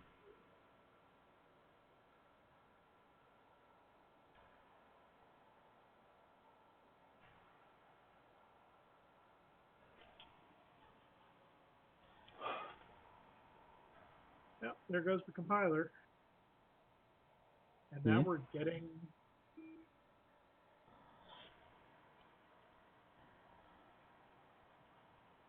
there's just a few dependencies there. Well, I guess I have time to do other things. So what shall I do for the rest of the night? Well, I'm going to step away for a minute and actually, no, before I do that, I'm going to go ahead and remap those polls. I should have read this earlier. I could have set this up ages ago. All good. It happens.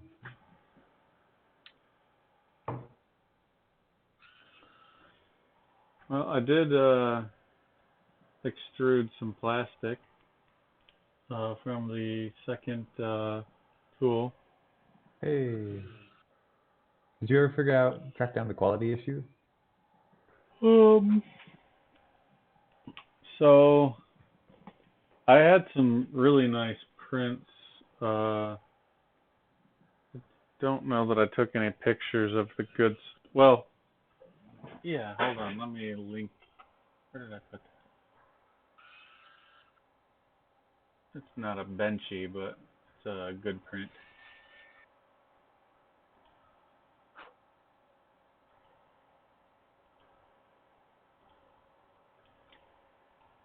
So when I'm using the 5/32 drill bit, Josh, I'm running it backwards.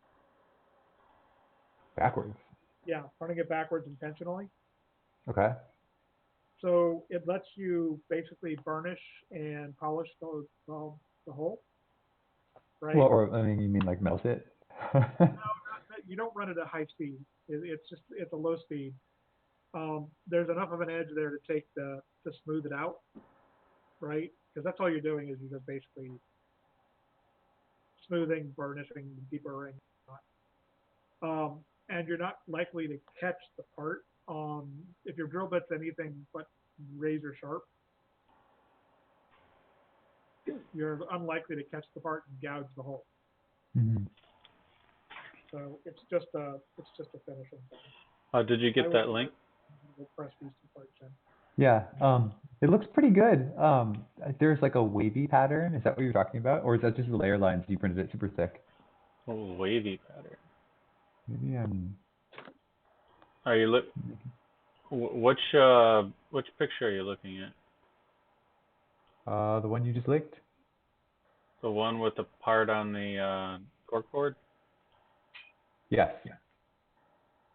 I'm not sure where you're seeing a wavy pattern. This was after I dialed it in, I thought. What wavy? Okay. What part were you looking at to see a wavy pattern? Oh, the whole thing looks like it has waves on it, but those could just be the layer lines, and the layer lines could be just really big.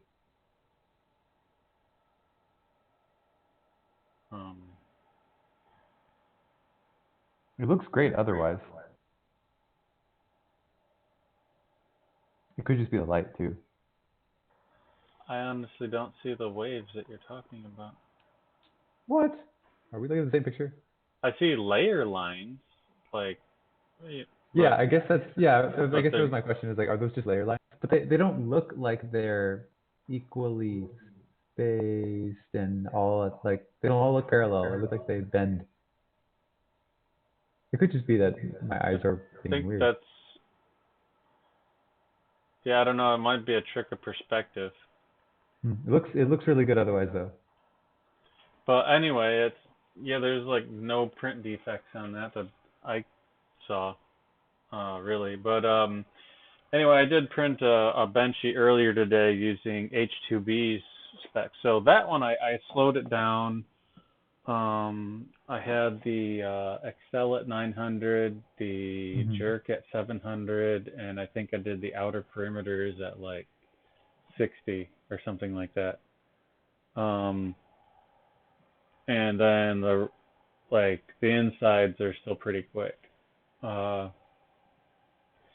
But H2B had completely different settings, so I tried those today, and his settings are 1500 acceleration, 300, Whoa. but 300 jerk, and he did perimeters, outer and inner perimeters at 120. Holy crap. Oh, I mean, he might also have different motors because he's sourcing stuff from Denmark or Well, somewhere. I printed a Benchy using his specs, and I think I had some other stuff that wasn't quite the same because I ended up being about 10 minutes slower than his, but it printed, and without any major defects to it. There were some small ones, which, here, Okay. I can send you a link to that. So, Yeah. it seems like jerk needs to be limited with Chimeras, I guess. Okay, I could believe that. Let me Google up the current jerk of the machine. I think you have the jerk at 1,000 if I'm not mistaken, but I think you're right. Yeah. Oh, okay. Yeah, I turned it up because it starts to mess around with linear advance. Sorry, pressure advance.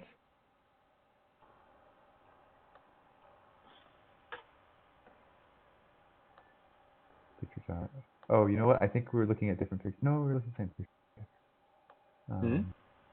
I just sent you. I only think I took one picture with a part on corkboard. I thought. Yeah, it was. Yeah, it looks pretty good. Yeah, it's a zip tie bracket. There's 3 zip tie holes. Yes. Okay. Yeah. No, I feel like. Yeah. Oh, okay, that looks okay. That looks all right. Let me keep. Which part are you saying that looks okay? The zip tie bracket or the Oh other no, link? the Benchy. Oh, Benchy yeah. has that like artifact in the that line on the side of the hull that goes around with a layer. Yeah, there is one. I don't know what it is because it it's not. It's like it's just a different color for some reason. There wasn't like a step to it. You know That what? This line. could be the slicer. I've seen something. I've seen like an artifact around this area But on a couple. Even but online, you'll look around, you'll see them. there's a couple blobs, and I think there is a tiny bit of distortion, or mostly there's just some blobbing issues for the most part. But this was running H2B specs. Yeah, that Benchy. which is really fast. Yeah, so from what I remember. Yeah, it's not going to be a super high quality, but I was pretty happy with the way it looks.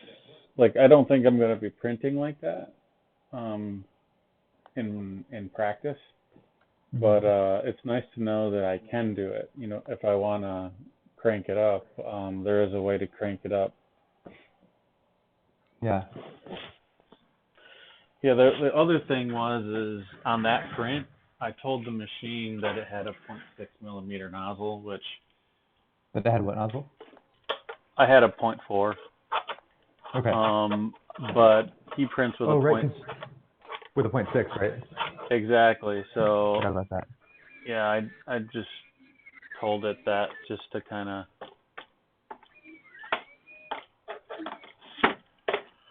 Well, that way I could try to get a close to comparison. As close of a comparison as I could.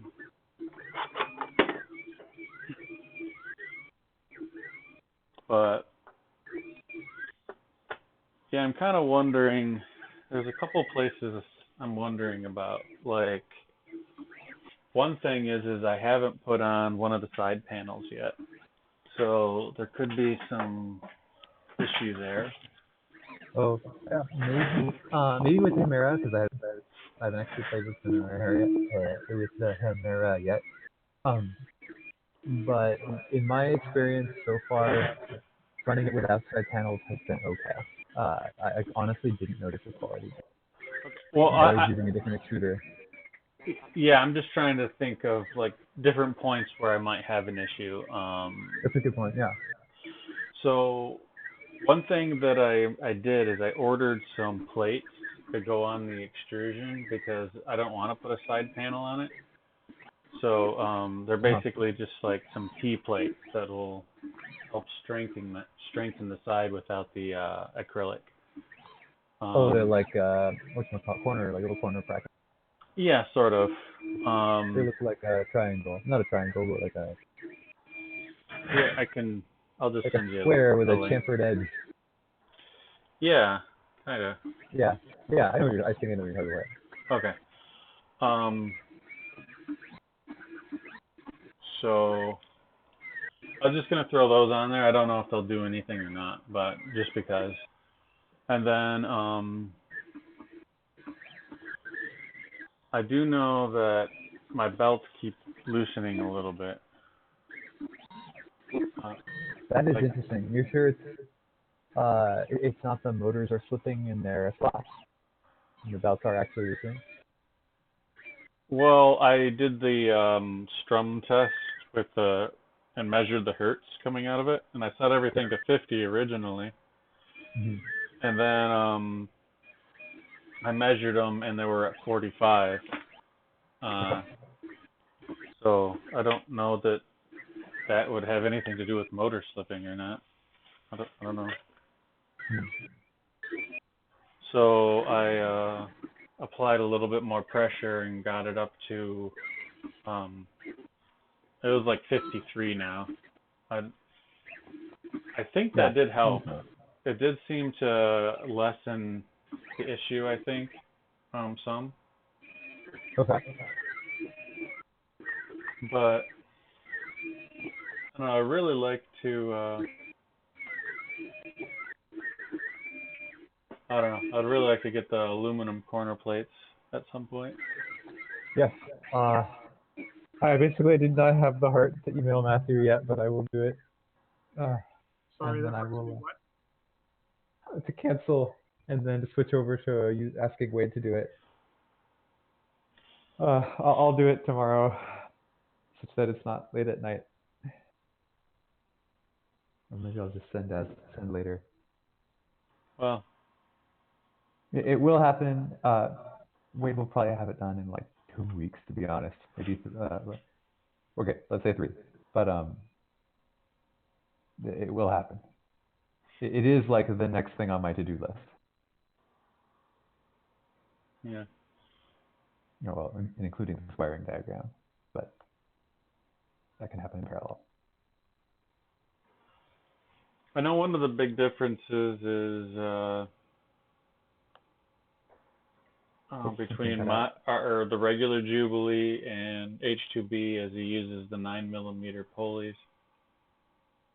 That's why I was kind of asking about him, but when I used his settings for the I basically got a print quality that I think is comparable to his. Yeah, I'm really not convinced that you need 9 for this size, unless you're doing something like some ridiculous speed. Like if we were doing like 300 millimeters per second, or like 200 maybe. Yeah, around 200 is probably when I would say, okay, switch it up to 9. Well, the pulleys actually cost the same amount. Oh, interesting. Yeah, if you were to order, but the belt is 50% more expensive though. Yeah. So I just learned something new. I can individually control the volumes of the people in the chat. Oh, that's cool. Because Josh, you were really loud. Eric, you were really quiet.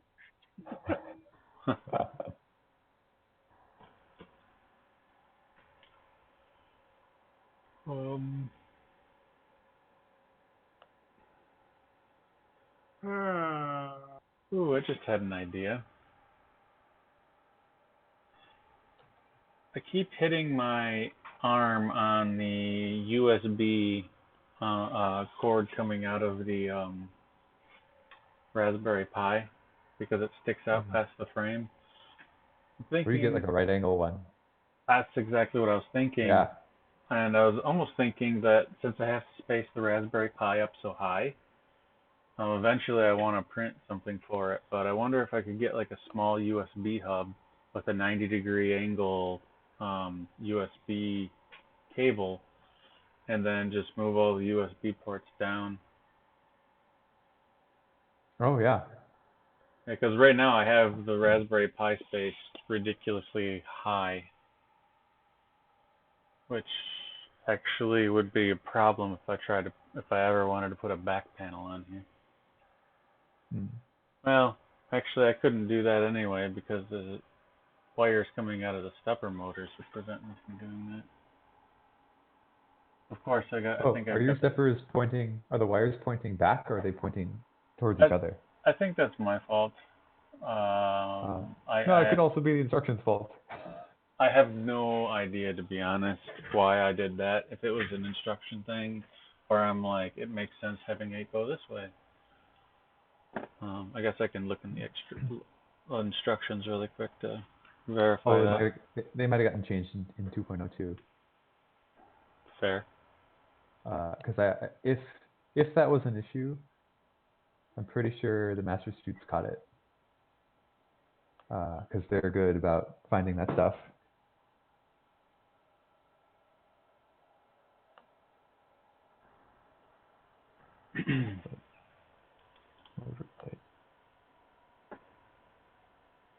Weird, I'm suddenly hungry.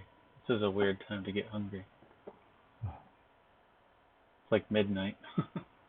Oh, welcome to my world. I'm starting to read the nozzle alignment conversation you had with Daniel earlier. Oh. And I think it's very much the kind of thing that you and I talked about, Josh, as far as machine coordinates and then tool coordinates or tool offset. Yeah, so... And the limitation, I think, is in the way the duet handles GCode. Yes, I agree. It is a duet limitation. Okay. Yeah, so... it doesn't have it. I'm just trying to figure, like... So I was talking to Daniel about, like, applying an offset to, tool 0 using... And then he was like, all of a sudden was all about how that is a terrible, absolutely big, huge no-no thing to do, and that 0, needs to be on tool 0. And I'm like, well, everything is set up so that 0 on the tooling is centered around the Z switch. Yeah, so I guess my take on it is that when you do nozzle alignment, what you're doing is you're aligning all the tools against each other. Right. And one way to do that, which is the easiest way to think about it, is everything lines up against tool 0. And if everything is lined up against tool 0, then everything's good. The nozzles are all on top of each other. Right. As far as deciding what tool 0's position gets to be, it could be whatever we want. And so originally when I did it, like back in September, I haven't actually read this conversation with Daniel yet. So what I ended up doing is I made tool 0, 0, 0. Wow, that's a lot of zeros. Tool 0 had the position 0, 0 in XY. And then everything else was relative to that. So the offsets were all really tiny. It was like 2 millimeters or less in XY for the other tools, assuming they're the same type. And the new one, the way I did it was so the benefit of that is that conceptually it's really easy to think about when you're actually doing the tool alignment. If you're doing it manually, it's like, oh, this is like a couple millimeters off. That makes sense to me conceptually. And it's and it's a relative distance from 0. That also from the first tool. And that's also easy to like think about. But the disadvantage though is if you have the carriage off and you're trying to do things like bed leveling, that's when it gets weird. Because where's the bed relative to the first tool? Or like where's the probe point relative to the first tool? Well, the first tool could be anything. So so if you change the first tool out to a different type of tool, then you have to remesh bed level. Because the mesh is defined relative to tool 0, which is no longer fixed. So the way I prefer. Well, Wouldn't you Yeah, this is also where- have? Because Go you ahead. can have, at least with ABL, with the Unified Bed Leveling, UBL, you can have like multiple mesh profiles. Right, but you shouldn't have to do that if your mesh bed leveling, if the transform from the mesh bed leveling to the tool is known for every tool. Right. Um, Right. and If your so, tool offset, you just apply the tool offset to the. correct, exactly. So the mesh is built to you have your motion system, your motion platform, and then the tool offset is the motion platform coordinate system. Right. So. Does that make sense? Yeah. So what was kind of getting me is like, so let's say you set it up, everything is 0, 0, and you have all of your limits and your moves and blah blah blah, right? Everything is set up off of tool 0. And now you want to change it to a Chimera or whatever, right? And now you want to change tool 0 to a Chimera. Right. So it used to be a Bondtech at BMG. Now it's a Chimera. Let's, for argument's sake. Yeah. So now everything shifts over. And so if you redefine your switches based on that, now you also have to redefine your limits. Basically, like you have to redefine all of your code when you're doing tool changes. You have to basically redefine every position in the machine based on the new coordinates. Correct. And that's what I was trying to kind of say to Daniel, but I don't think he picked up on what I was trying to say there. Yeah, and it could just be miscommunication, because this is like a classic transformation problem where you have work coordinates, you have machine coordinates, you have like world coordinates, and then you have a transformation that will take you into a different coordinate frame, and the transformation is some sort of offset. And ideally, what I would prefer is to set up this coordinate system such that things are easy to conceptualize. And one way to do that is if things are defined relative to the machine with no tools, then when you add a tool, you apply a tool offset. When you take off the tool, you remove the offset. If you define things relative to the first tool, then when you add the first tool, nothing happens. But when you remove the tool, you have to apply a new offset to everything else in the machine. See, and to me that makes the most sense. And I think Daniel, he's like, if you put an offset on tool 0, then nothing works. And I don't know what the hell he's talking about when he says nothing works, because so that's not necessarily true. So it could also be that Daniel, I should ask how you pronounce his name. I have no idea. Me neither, but we should find out. Anyways, I know Daniel did something different for the tool change macros. As far as restoring like the quote unquote previous position goes. In my T-post, it restores the previous tool position right after you pull the tool out. And what that does is that applies the offset and takes you to where the machine originally was with the previous nozzle before you parked it. So, however, in order for that to work, you have to pull the machine out. You have to pull the tool out far enough such that when you apply the offset, it doesn't accidentally go in some weird direction based on the tool shape that jams it into something. Right. And that, honestly, I think when we talked about this really early on, I think that might have been something he was trying to avoid. Yeah. So some of the stuff that I was kind of wondering about, first, like, is there something that switches to the 0, 0? Like, so if you go pick your tool and then you apply a tool offset, and now all your positions are relative to the tool offset, when it goes to put that tool back, you would need to switch back to the 0, 0 coordinate system to put the tool back, right? Basically, unapply the tool offset so you could go drop it up. Yes, and this is why if you look at the tool, change your macro configs. Oh, okay, so, okay, yes, okay, yeah, if you, correct, because what you would want to do is you would want that that position to be relative to the machine and not to be relative to what particular tool you were holding onto. Okay. So in the tool changer macros, in the T-post, it says all the movement commands are prefixed with G53. And what that means is that it says ignore any tool offset and just go to this literal position without Okay. applying tool offsets. Okay. So I just wanted to make sure I was understanding that correctly. So when you apply a tool offset and you say, so just for argument's sake, let's say the maximum X direction is 300, right? Okay. And you get a tool on there, and now you're 20 millimeters closer to the maximum X. So really, in all reality, your maximum would be 280, right? But so you apply the tool offset. Does it know that if you try to tell that tool to go to 300, that it will stop at 280?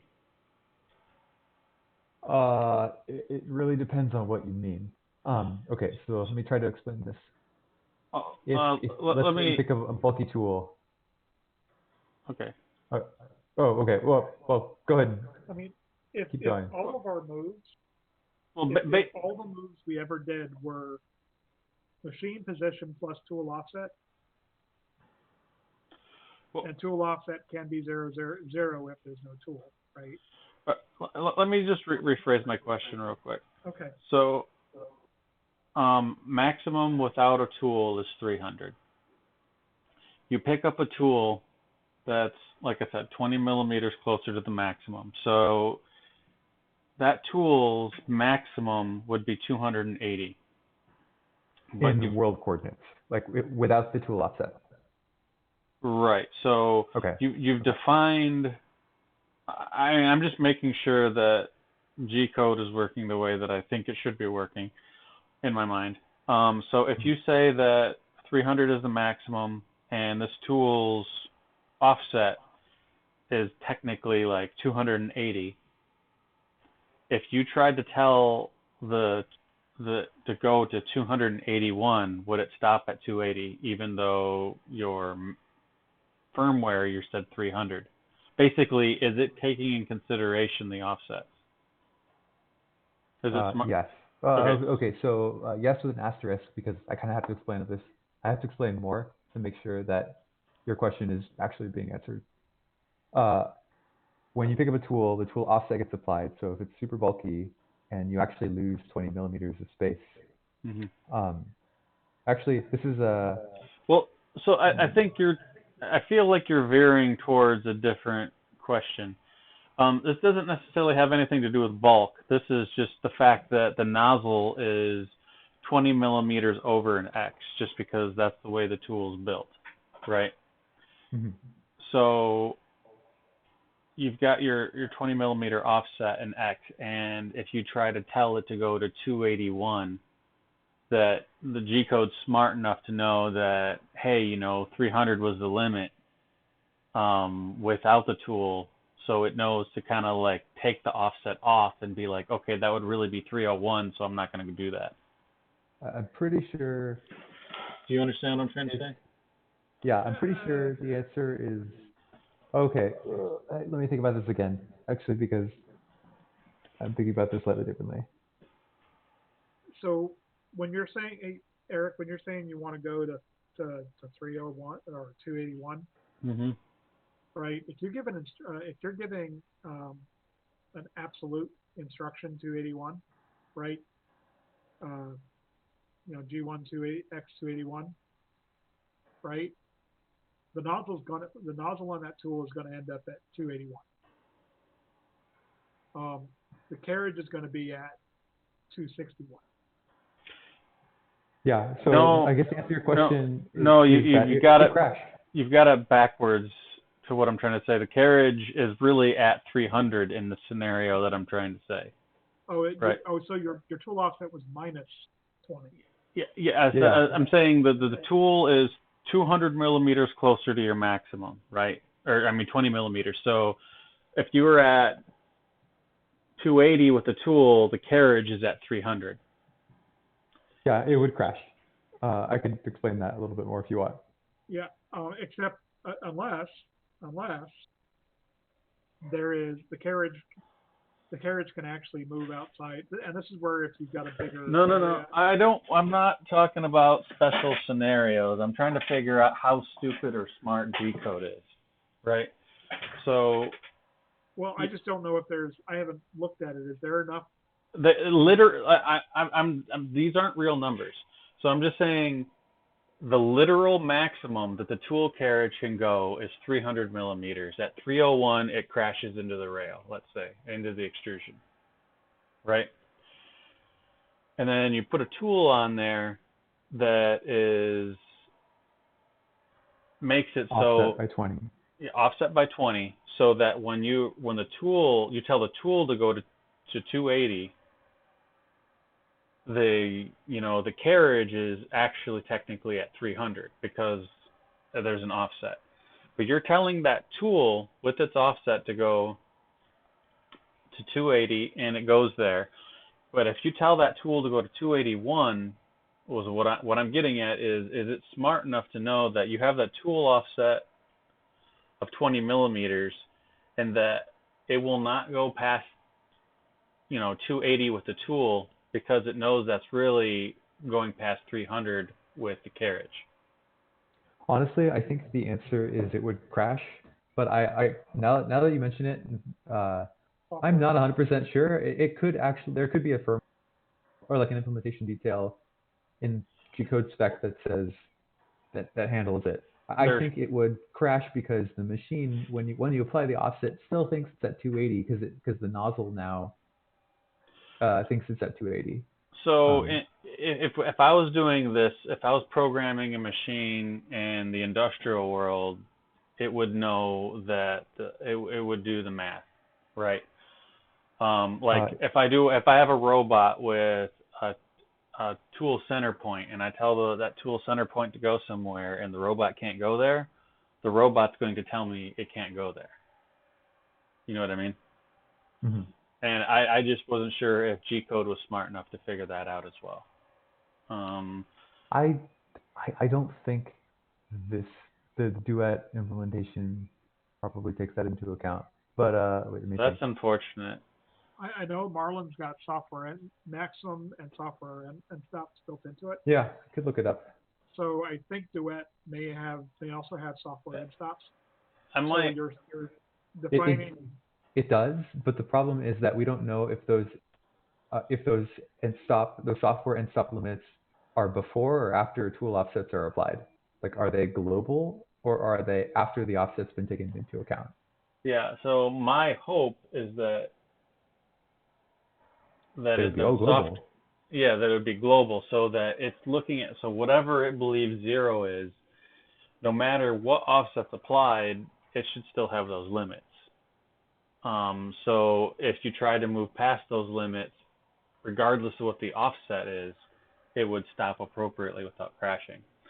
And this leads into my next question, or my next thought, is that when we pick up a tool, we should probably, like, once we're off the tool posts, reset or set new limits so that the tools can't crash into other tools until you drop that tool off. Then it will restore the old limits, and then you can drop it off. Yeah, that's a good idea. Let me do some poking around at the access limit information. Yeah. And I just had an issue with this today, actually, because I wasn't paying attention. I homed X and Y, so it's sitting at 0, 0. I go to pick up the Chimera, and I put it on a larger fan, and if it tries to go to 0, 0 with this larger fan, it actually hits the extrusion. Yeah.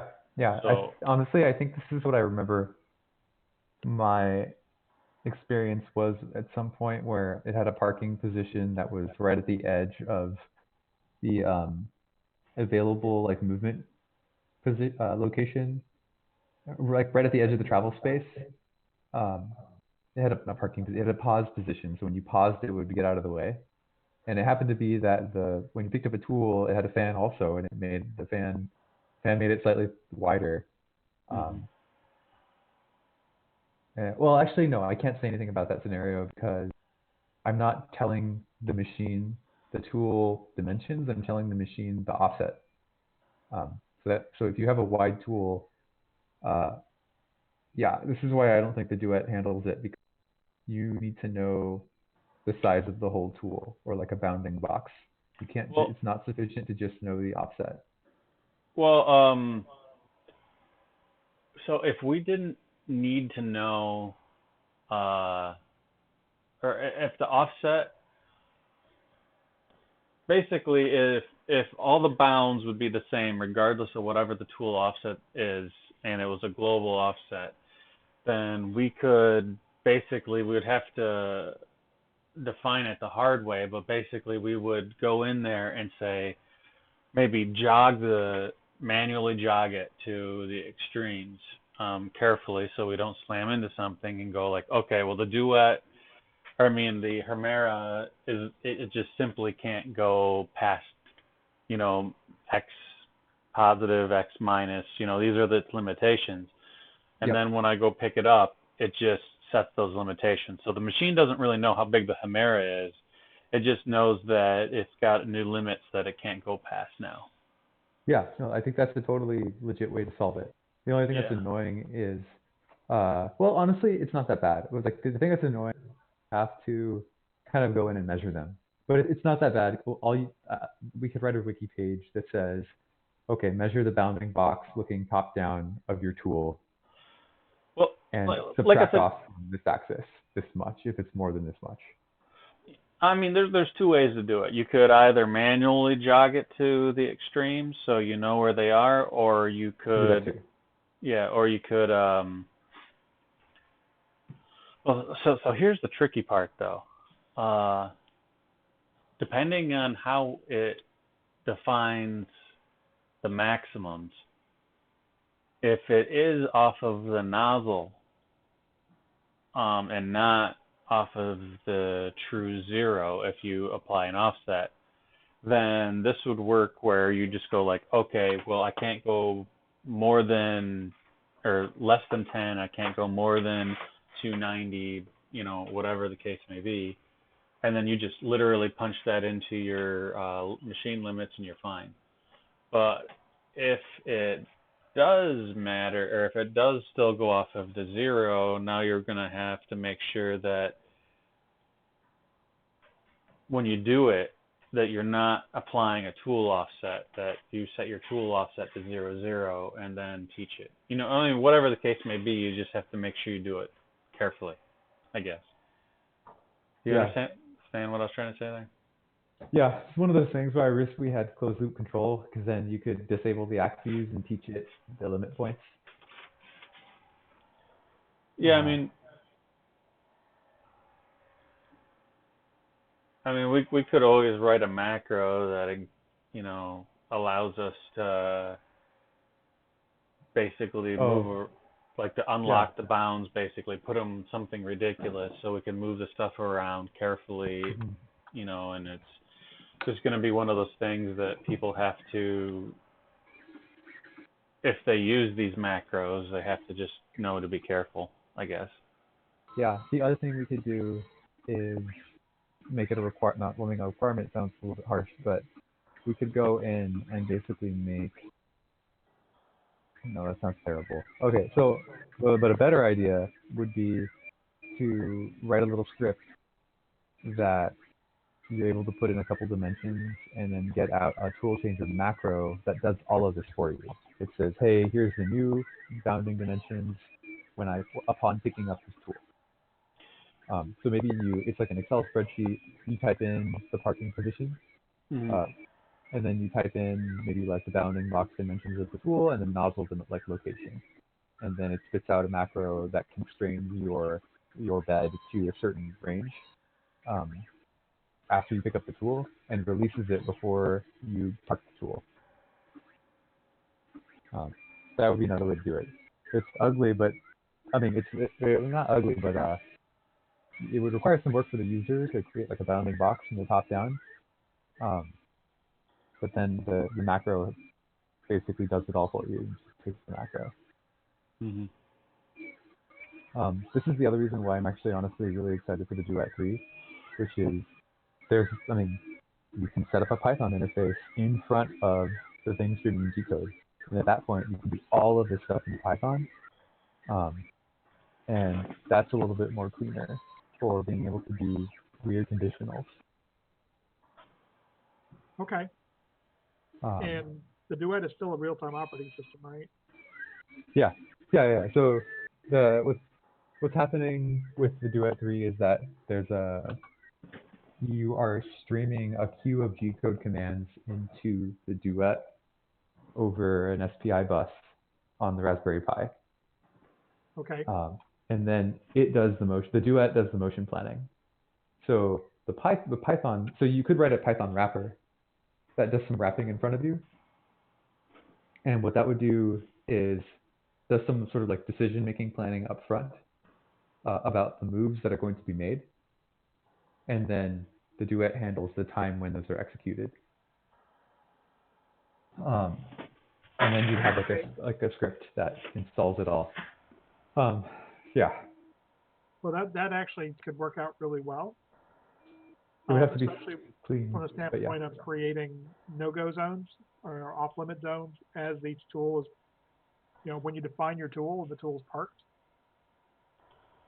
the machine has a bounding areas based on the tools that are parked and the tools that are in use. So you've got those conditionals. Yeah.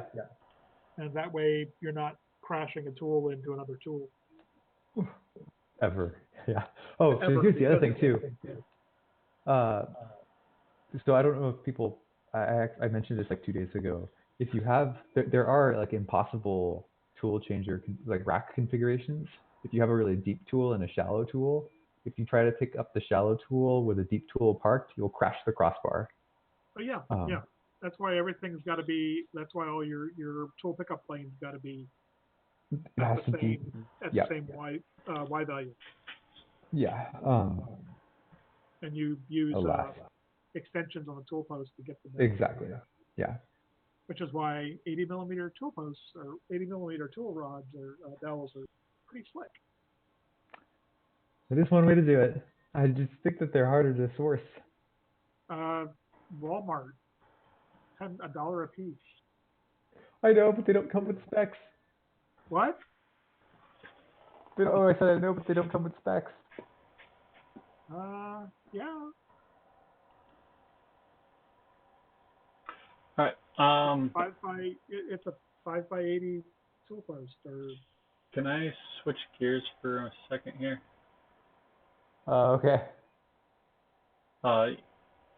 Just real quick, how do I go about editing the wiki? Oh yeah. So let me look at your screen. 1 sec. Yes, you go to GitHub. There we go. Are you okay? I'm at GitHub. Sweet. Okay, so you're in the wiki. What page do you want to edit? We just click on the page. I'm probably going to add something. I just wanted to. So let's see. Hold on. So in community mods, we have. Where did it go? It's funny because this is offset in time. I'm like, it's right there. You've already found it by then. Where did it go? So I thought you added something for the Prusa splicer. Or no, you didn't. No, okay. So here you added like the tool post demo, which I believe is a link to a video. But if I wanted to make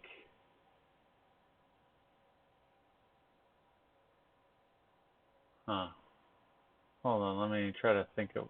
So right now, what I wanted to do is just kind of write up a little. I said I would do it, and I just never got around to it.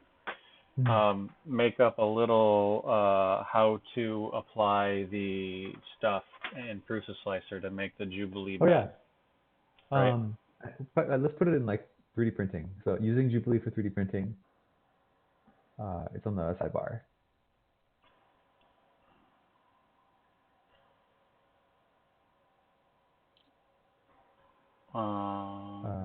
Using Jubilee. There it is. Oops, scroll. Oh, okay. Yep. This is really funny because it's lagging. Okay.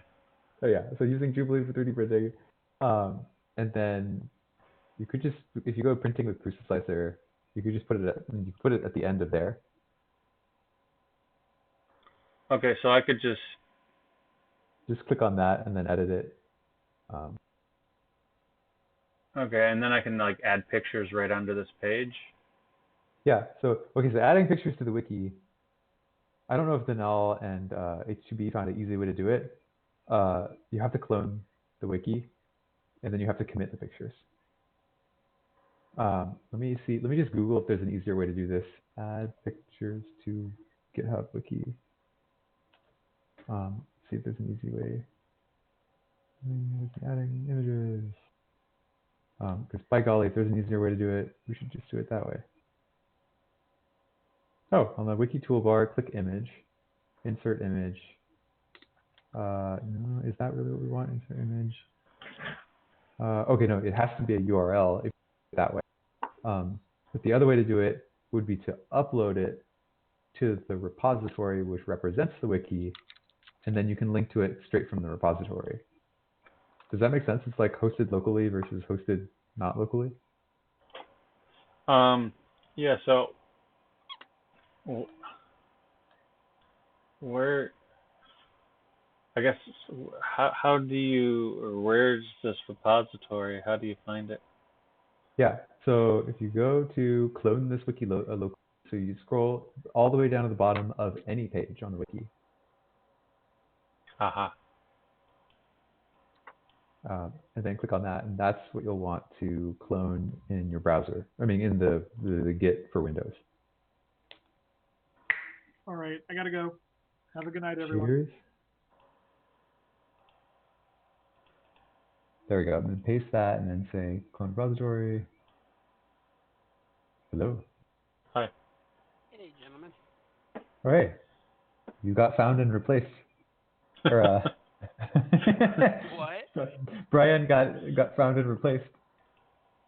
Like you Brian literally logged in right when he left, like within a second. It was pretty impressive, actually. Well, I just literally looked over and saw that you guys were on, so I was like, yeah, I'll hop in. What the heck? Why can't I hit clone? Sorry, can't find a repository. What? This is hard to see with the screen so small. Make it bigger. Clone repository. Oh, try URL. And try pasting it there. See if that works. Oh, look at that. Okay, so here's the thing that's weird about GitHub. Every GitHub project comes with an optional, if you can use it, GitHub wiki. So when you click on the wiki, it will take you to this wiki. The wiki, under the hood, the wiki is all managed, and like all the contents of the wiki is actually another GitHub repository. Mm-hmm. So now that you have it, oh, perfect. So if you scroll up, so all the pages are just markdown files. So yeah, honestly, I just put stuff in this folder, and then yeah, so you just drag something into this folder, and then you commit it, push it, and then on the wiki side, you would link to it from this folder. Okay. So let me go back to the wiki.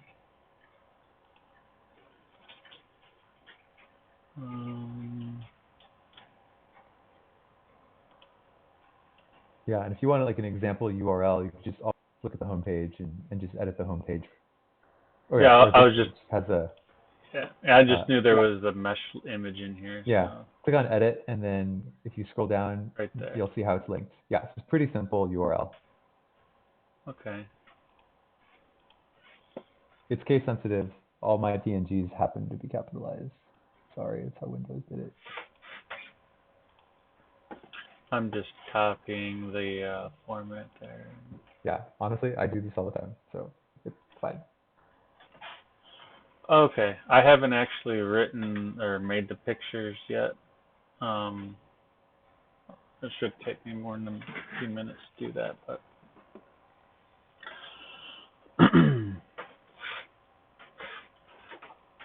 So I would recommend keeping a copy of this link.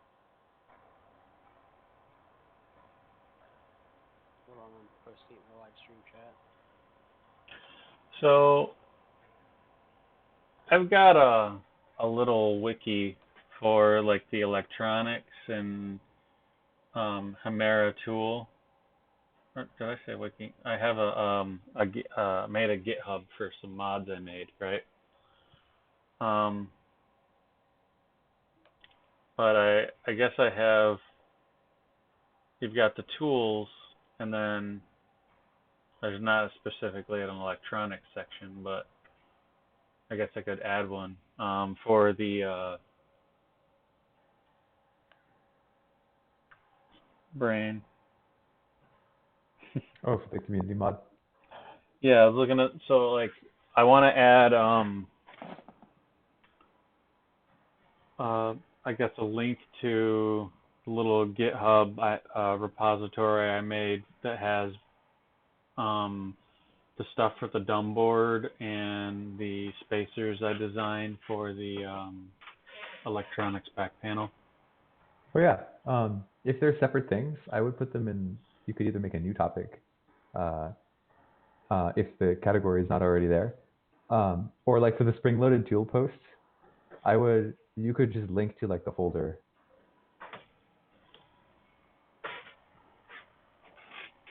Yeah, so I guess and then you could have like a demo video after that. So it could be like spring-loaded tool post, and then like demo in parentheses. So let me hold on.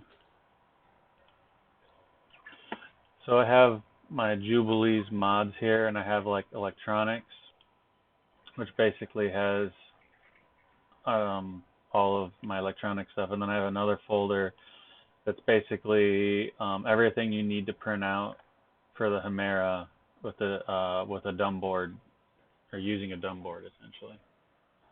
And I made everything, or I was trying to make everything without capital letters. Oh yeah, all lowercase and underscores, no spaces. Yeah, all the Trust me, files I got rid it of. makes for things like the wiki, it makes it really much easier to paste links like to pictures in the wiki, because if you still keep the spaces, then if it's in a hyperlink, then you have to prefix the space with a backslash, and then it just looks really weird. And All right. anyways, So for the wiki essentially, I'd basically put maybe make an electronics section, copy this master electronics link, and then in the tool section just do the Hemera with dumb board essentially link. yeah, and the other thing too is for your own repository, don't forget that you can always add a README to any folder. Yeah, I made this little credits thing, but is the README different? Yeah. Yeah, so a README, so if you go to the main Jubilee page, just the home page, and you scroll down from the files, the thing that shows up, that's the README. If you scroll down, this is the README. Gotcha. So GitHub will always render the README on whatever folder it's in. If you land in a folder with a README in it, it will render it. And you edit it just like a wiki, or like it's Markdown, so it's the same language. Okay, how'd you get where did you store the pictures here? The pictures for this thing are a little bit different. I made a folder for pictures. So if you scroll up, it should say, where did I put it? I think it's in frame. But I'm not 100% sure. Okay. Well, yeah, picks. It's probably there. Yeah. Okay, I gotcha. But you can manage it however you like, and that's So there it is. Well, I'd probably just copy kind of your format because it's easier than me inventing something. Okay. I think I have a pretty good idea because I wanted to like review all of my stuff before I put it out in the wild, but I think I'll make a nice readme with disclaimer saying that it's not a lot of testing has been done. I don't know. It's just That's fair. I'm sure you understand the feeling of like putting something out there that you're not 100% comfortable like saying like, okay, yeah, if you use that, I know you won't have any problems. Yes. Back when in 2019 January, it was like exactly like a year and a few months ago. We're not in January anymore. Whoops. I just like that. It was exactly a year and a few months ago. Wait a minute. So like back in January of 2019, I finished like the first rev of the cable drive for the tool changer, and I was like, hey, yeah, this works pretty okay. And it will every like 100 changes or so, it would like not work and like cough, or just like it just wouldn't pick up tools or wouldn't pick them up correctly, and so you'd like half lock them. And at the time, it was because I was using the TNC 2660 stall detection. It wasn't very reliable. I remember. After tuning it. Yeah, I remember. I think we had before we first started talking. And my professor was like, "Oh, just post it anyways," and I was like, because it's a fire hazard. If people use it assuming it's super reliable and then they go to sleep at night, they're gonna drop a tool, and that's I was not comfortable with that. So I totally get it. But I think a disclaimer is a healthy way to set it up. And I mean, if something doesn't work, first off, is a disclaimer so that they're kind of prompted up front. And second off, like if they tell you, then it's an improvement. And I think that's what my professor was really going for. Is like, hey, like you can get a lot of good feedback from people with something that is partially there. And I think the only reason I didn't agree at the time, because I do agree with that in principle, but it was this idea of like, hey, I know that there's a problem, and it's like a deal breaker for safety.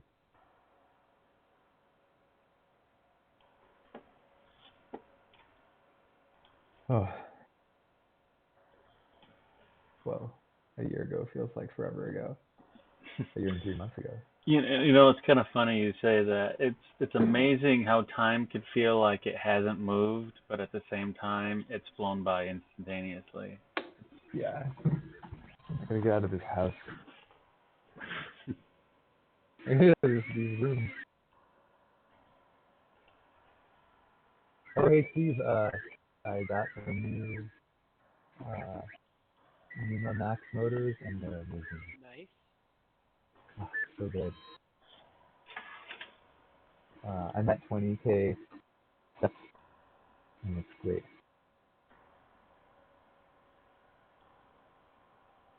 Steps per millimeter. Steps per millimeter per second. Take care. Millimeter per second. Per minute. Which is gracious, not that bad.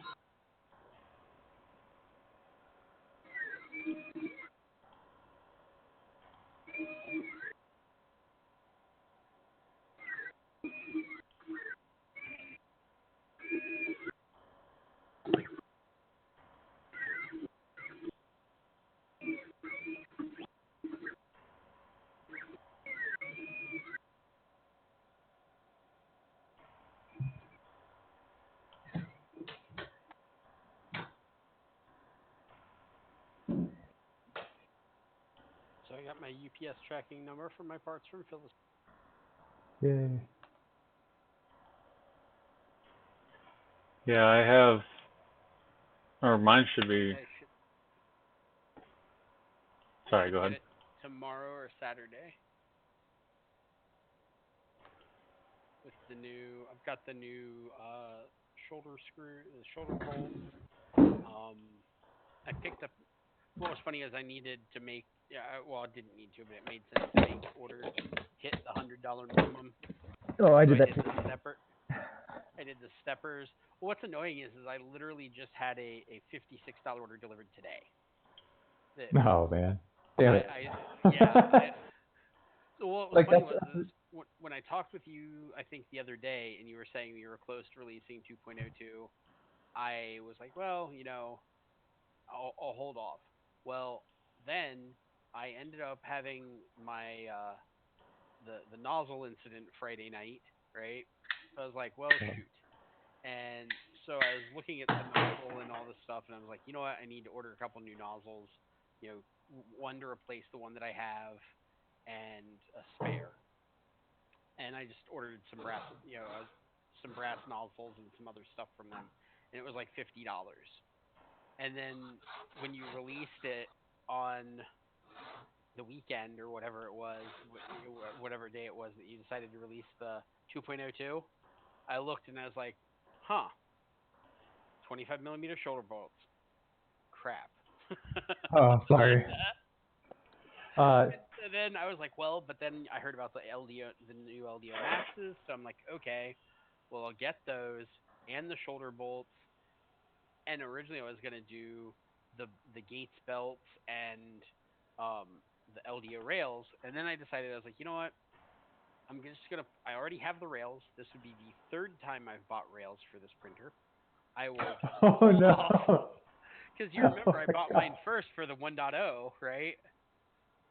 Oh yeah. The size went up. I can't remember. Yeah, and then the size went up, and I was like, well, okay, whatever, order. So I was like, you know what? I've ordered these rails twice. I am just gonna hold off. I'm like, I'm either going to wait and supersize it, and either go with like THK or Masumi or Highwind rails at some point if I decide to do that, or if these work out good enough, I'll just use them. I'm like the cruddy ones that are on my existing printer do just fine. No. Although I will say I've looked at my ones that are on my Sapphire versus the ones that I got from China, and I will say the ones on my Sapphire actually look better than the knockoff Highwind. The ones in the Sapphire, as in like they've just been run for longer and they're doing okay after that, or what do you mean? Well, no. So the ones that are on the Sapphire Mhm. look like the same ones that Siltech sells. Oh, okay. They're the carriage, the plastic on the ends of the carriage is black instead of the red and green. Okay. And they do seem a little bit better. Now, I will say, on every time I've ordered rails from China, I have managed to see a few little dots of rust, usually at the ends of the rod. Yeah. And it's usually in a like an area that I really don't care about. Like on this one, it's literally below where the everything rides. So, the other thing is people a lot of times make a judgment call on the rails that they have by expecting them to just slide from one end to the other, and Oh, depending yeah. on the amount of preload that's on them, they're not. Doesn't happen. Yeah. Right? Like they're designed to carry a certain amount of load, and so just expecting them to slide willy-nilly back and forth just by like standing the rod up doesn't necessarily mean that it's a good rod or a bad rod. Yeah. I mean, it's also N of one. Uh, like one experiment has been done, one data point has been collected, and these are being mass produced in the a lot. So your mileage may vary across the assembly line, what's coming off the assembly line. Yeah. Well, and it depends on, like the ones that I'm on, my theory is that you should always judge them under a certain amount of load, right? It's just like bearings. When you pick up a bearing and you spin a bearing and it spins, you know, perfectly, is no, with no weight on it, no force applied to it. That doesn't really tell you anything about how good of a bearing it is, you know. Yeah. Well, yeah. Okay. So that's the other thing, Eric, which is what was it? If you release something too early, it also costs other people money. We're talking Indeed. about like when do you release something? Early and often. Can you Well, look? for software releases. Can you look? So right now, if I try to publish this, it says repository creation failed. What? For what? I was trying to add that picture, so I dropped it in the folder. I made this commit. Okay. So, okay, it's all there. It's all there. And then when I try to hit push, Wait, hang on. Did you commit it? I think so. So, go back to changes. So you're on the history tab. So cancel, and then go to changes at top left. There we go. Oh, my bad. Sorry. Go to history. That was right because there are no changes because you probably already changed them. So go back to history. Yeah, and then committed 3 minutes ago. Image pre-sub how to. That seems fine.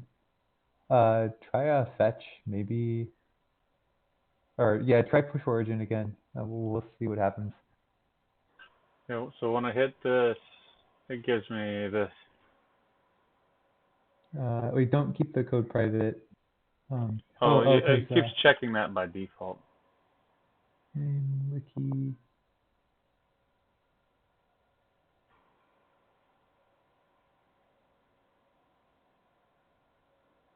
This is trying to push the file to yours.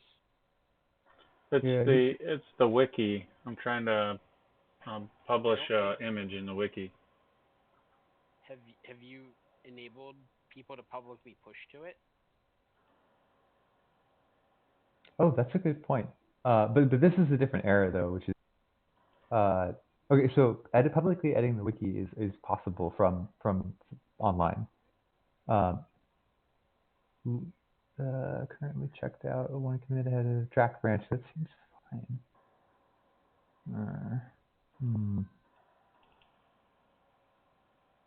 My point is he can't push to you though. But that's not the error that we're seeing. The error is that it's because he's trying to do a push. Oh, wait, try the push again. We'll see. All right.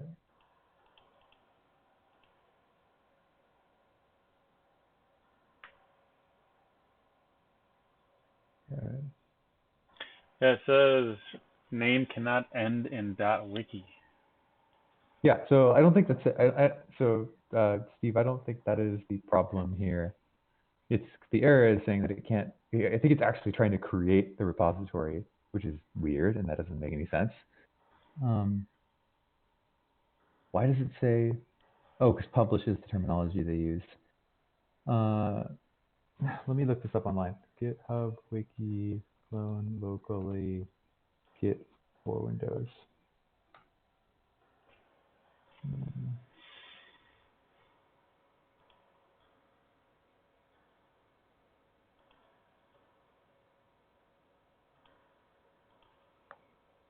Yeah. So here's a thing. This is the expected behavior. A wiki can be edited via the GitHub UI by anyone with a valid GitHub logon if the repository is configured that way. But pushing to the underlying wiki repository is restricted to the people who have write access to the base repository, since git push enables some much more destructive actions like completely rewriting the history of the repository. So you want him to do pull requests. Oh, yuck. Yeah. A pull request into the into the wiki that I can't even see because the wiki is being hidden. There is no pull request UI for the wiki. That's bullshit. Wait. Let me see the settings. Settings. General settings. Secrets. Actions. Let's go down wikis. Sponsors. I can display a sponsor button. That's cool. Not what I want though.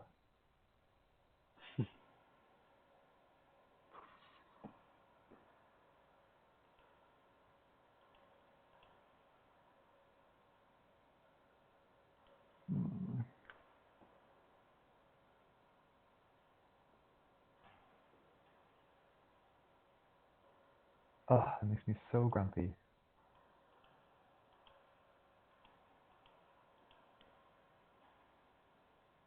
Ah, GitHub, why did you do Yeah, this? it says GitHub doesn't support Oh, pull requests for the wiki.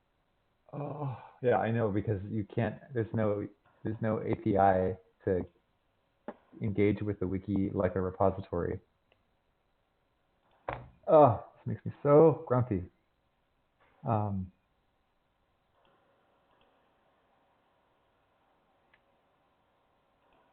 There's got to be another way to do this.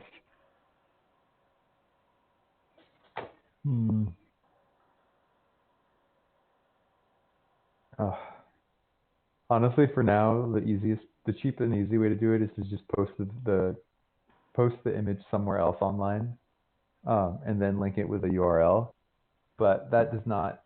I don't want to encourage people to do that because So how did that they get other this? website. Yeah, wait. Let's see what Denal and everyone else did, because I'm pretty sure they must have linked to it externally. Wiki.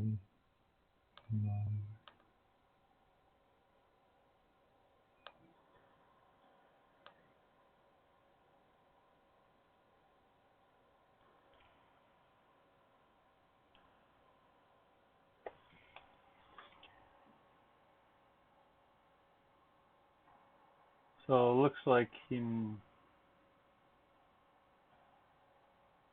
this image looks like it's in H2B's personal GitHub. Maybe? Yep, it is. Yep, it is. Okay. Which is a shitty workaround.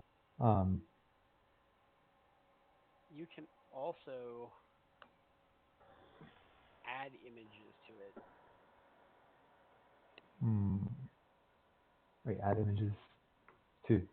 What do you mean? No, that's the thing we can't do right now. Click image. So go to the wiki.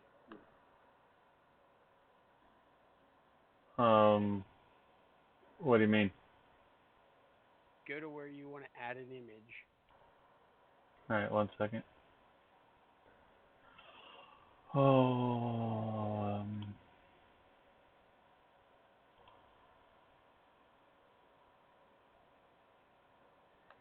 I mean, so edit this, you're saying? Yep, hit edit there. Okay. And see the little image tab? See the up at the top where it says H1, H2, H3, link, and then there's an image? Yeah, image URL. So it doesn't give you a way to upload it. Nope. to upload it. Yeah, I know. We checked this earlier.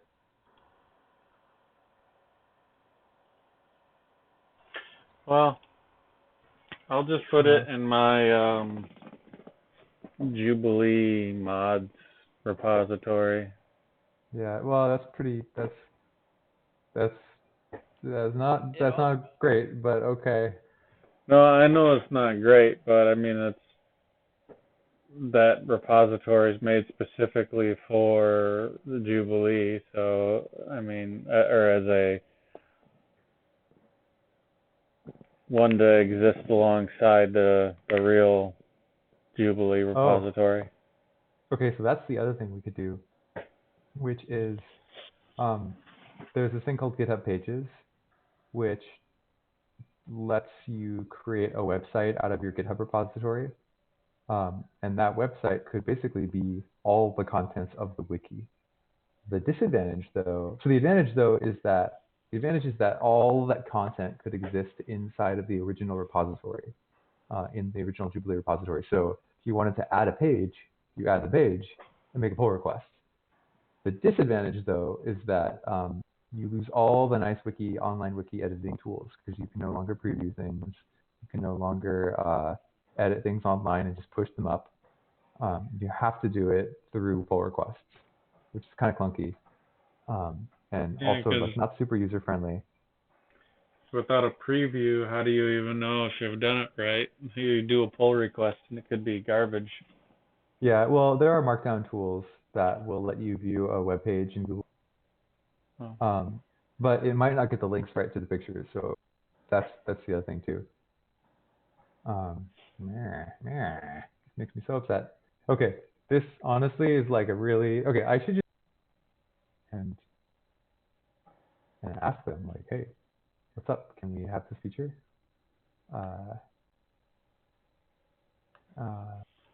Yeah. Okay. I'll email them and see what see whether or not I can just be noisy about it and whether or not this feature is being planned to change. Otherwise, long term, it honestly feels like we should just move to a normal vanilla wiki, which is a totally different set of syntax, which makes me grumpy.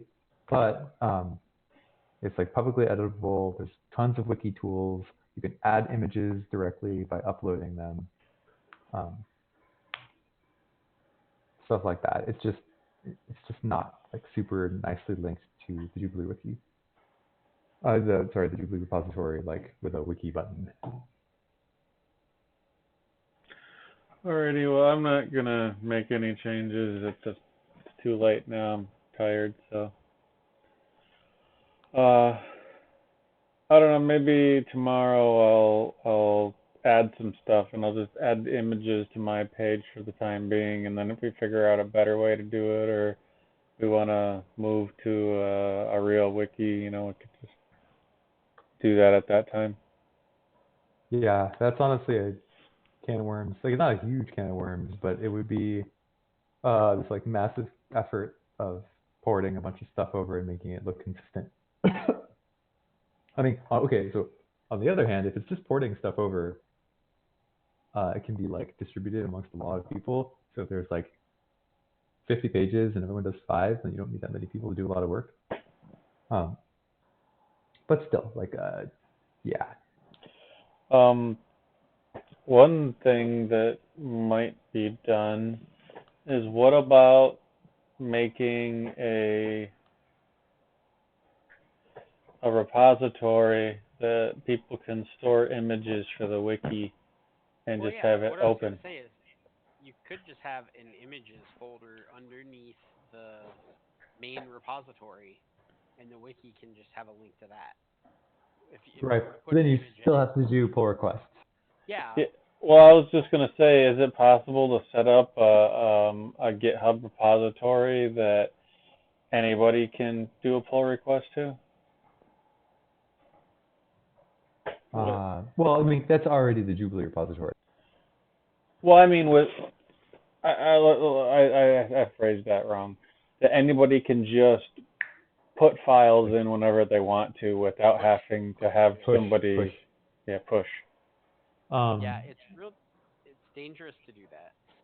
Well, it'd be not the Jubilee one, but it would be like a separate one. It'd be like a Jubilee images or something like that for the wiki, something along those lines, where we could do like an Imgur, where like everyone has access to the profile is Imgur the thing that people do? Imgur. Like, what are the kids using these days for pictures? Angelfire. Images. Imgur, yeah, isn't it Imgur is the thing that everybody uses? That's different. A couple people use Imgur. Oh, that's very different. Oh, look at this cute chameleon. Okay, I'm done. Well, either way, I need to get to bed. If you come up with a solution, let me know. Otherwise, I'll just use my repository for the time being to put the images. Yeah. No work. Oh, it makes me grumpy.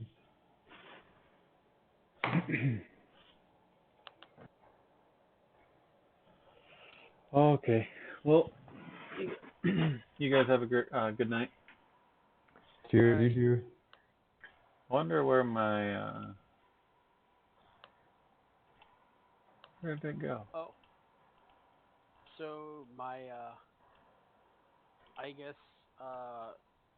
twist the lock plate to the twist lock. Mm-hmm. Um, Oh, did you order some?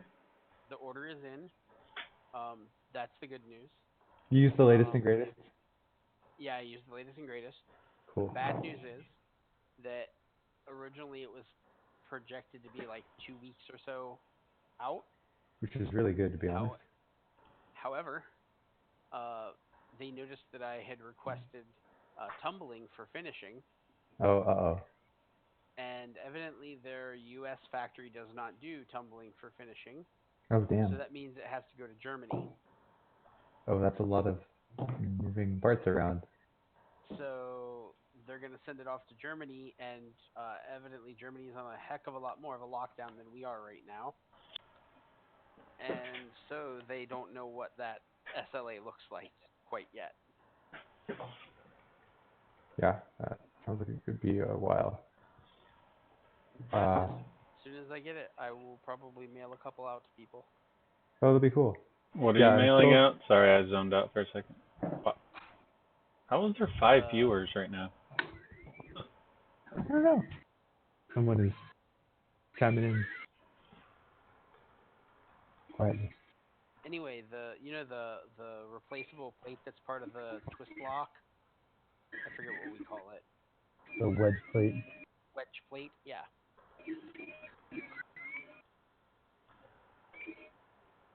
I have those being printed in, I guess, material. Which should be nice. That should be fun. I mean, if you sample them, yeah, that'd Yeah. be great. I'm hoping that the tumbling won't kill. Hello? Hey, I'm hoping the tumbling doesn't mess with tolerances at all. Mm-hmm. It 'Cause should would be super possible minor. but it could be possible for them to over smooth it and then cause problems. Yeah. So I'm hoping and I'm assuming they know what they're doing because hey, I guess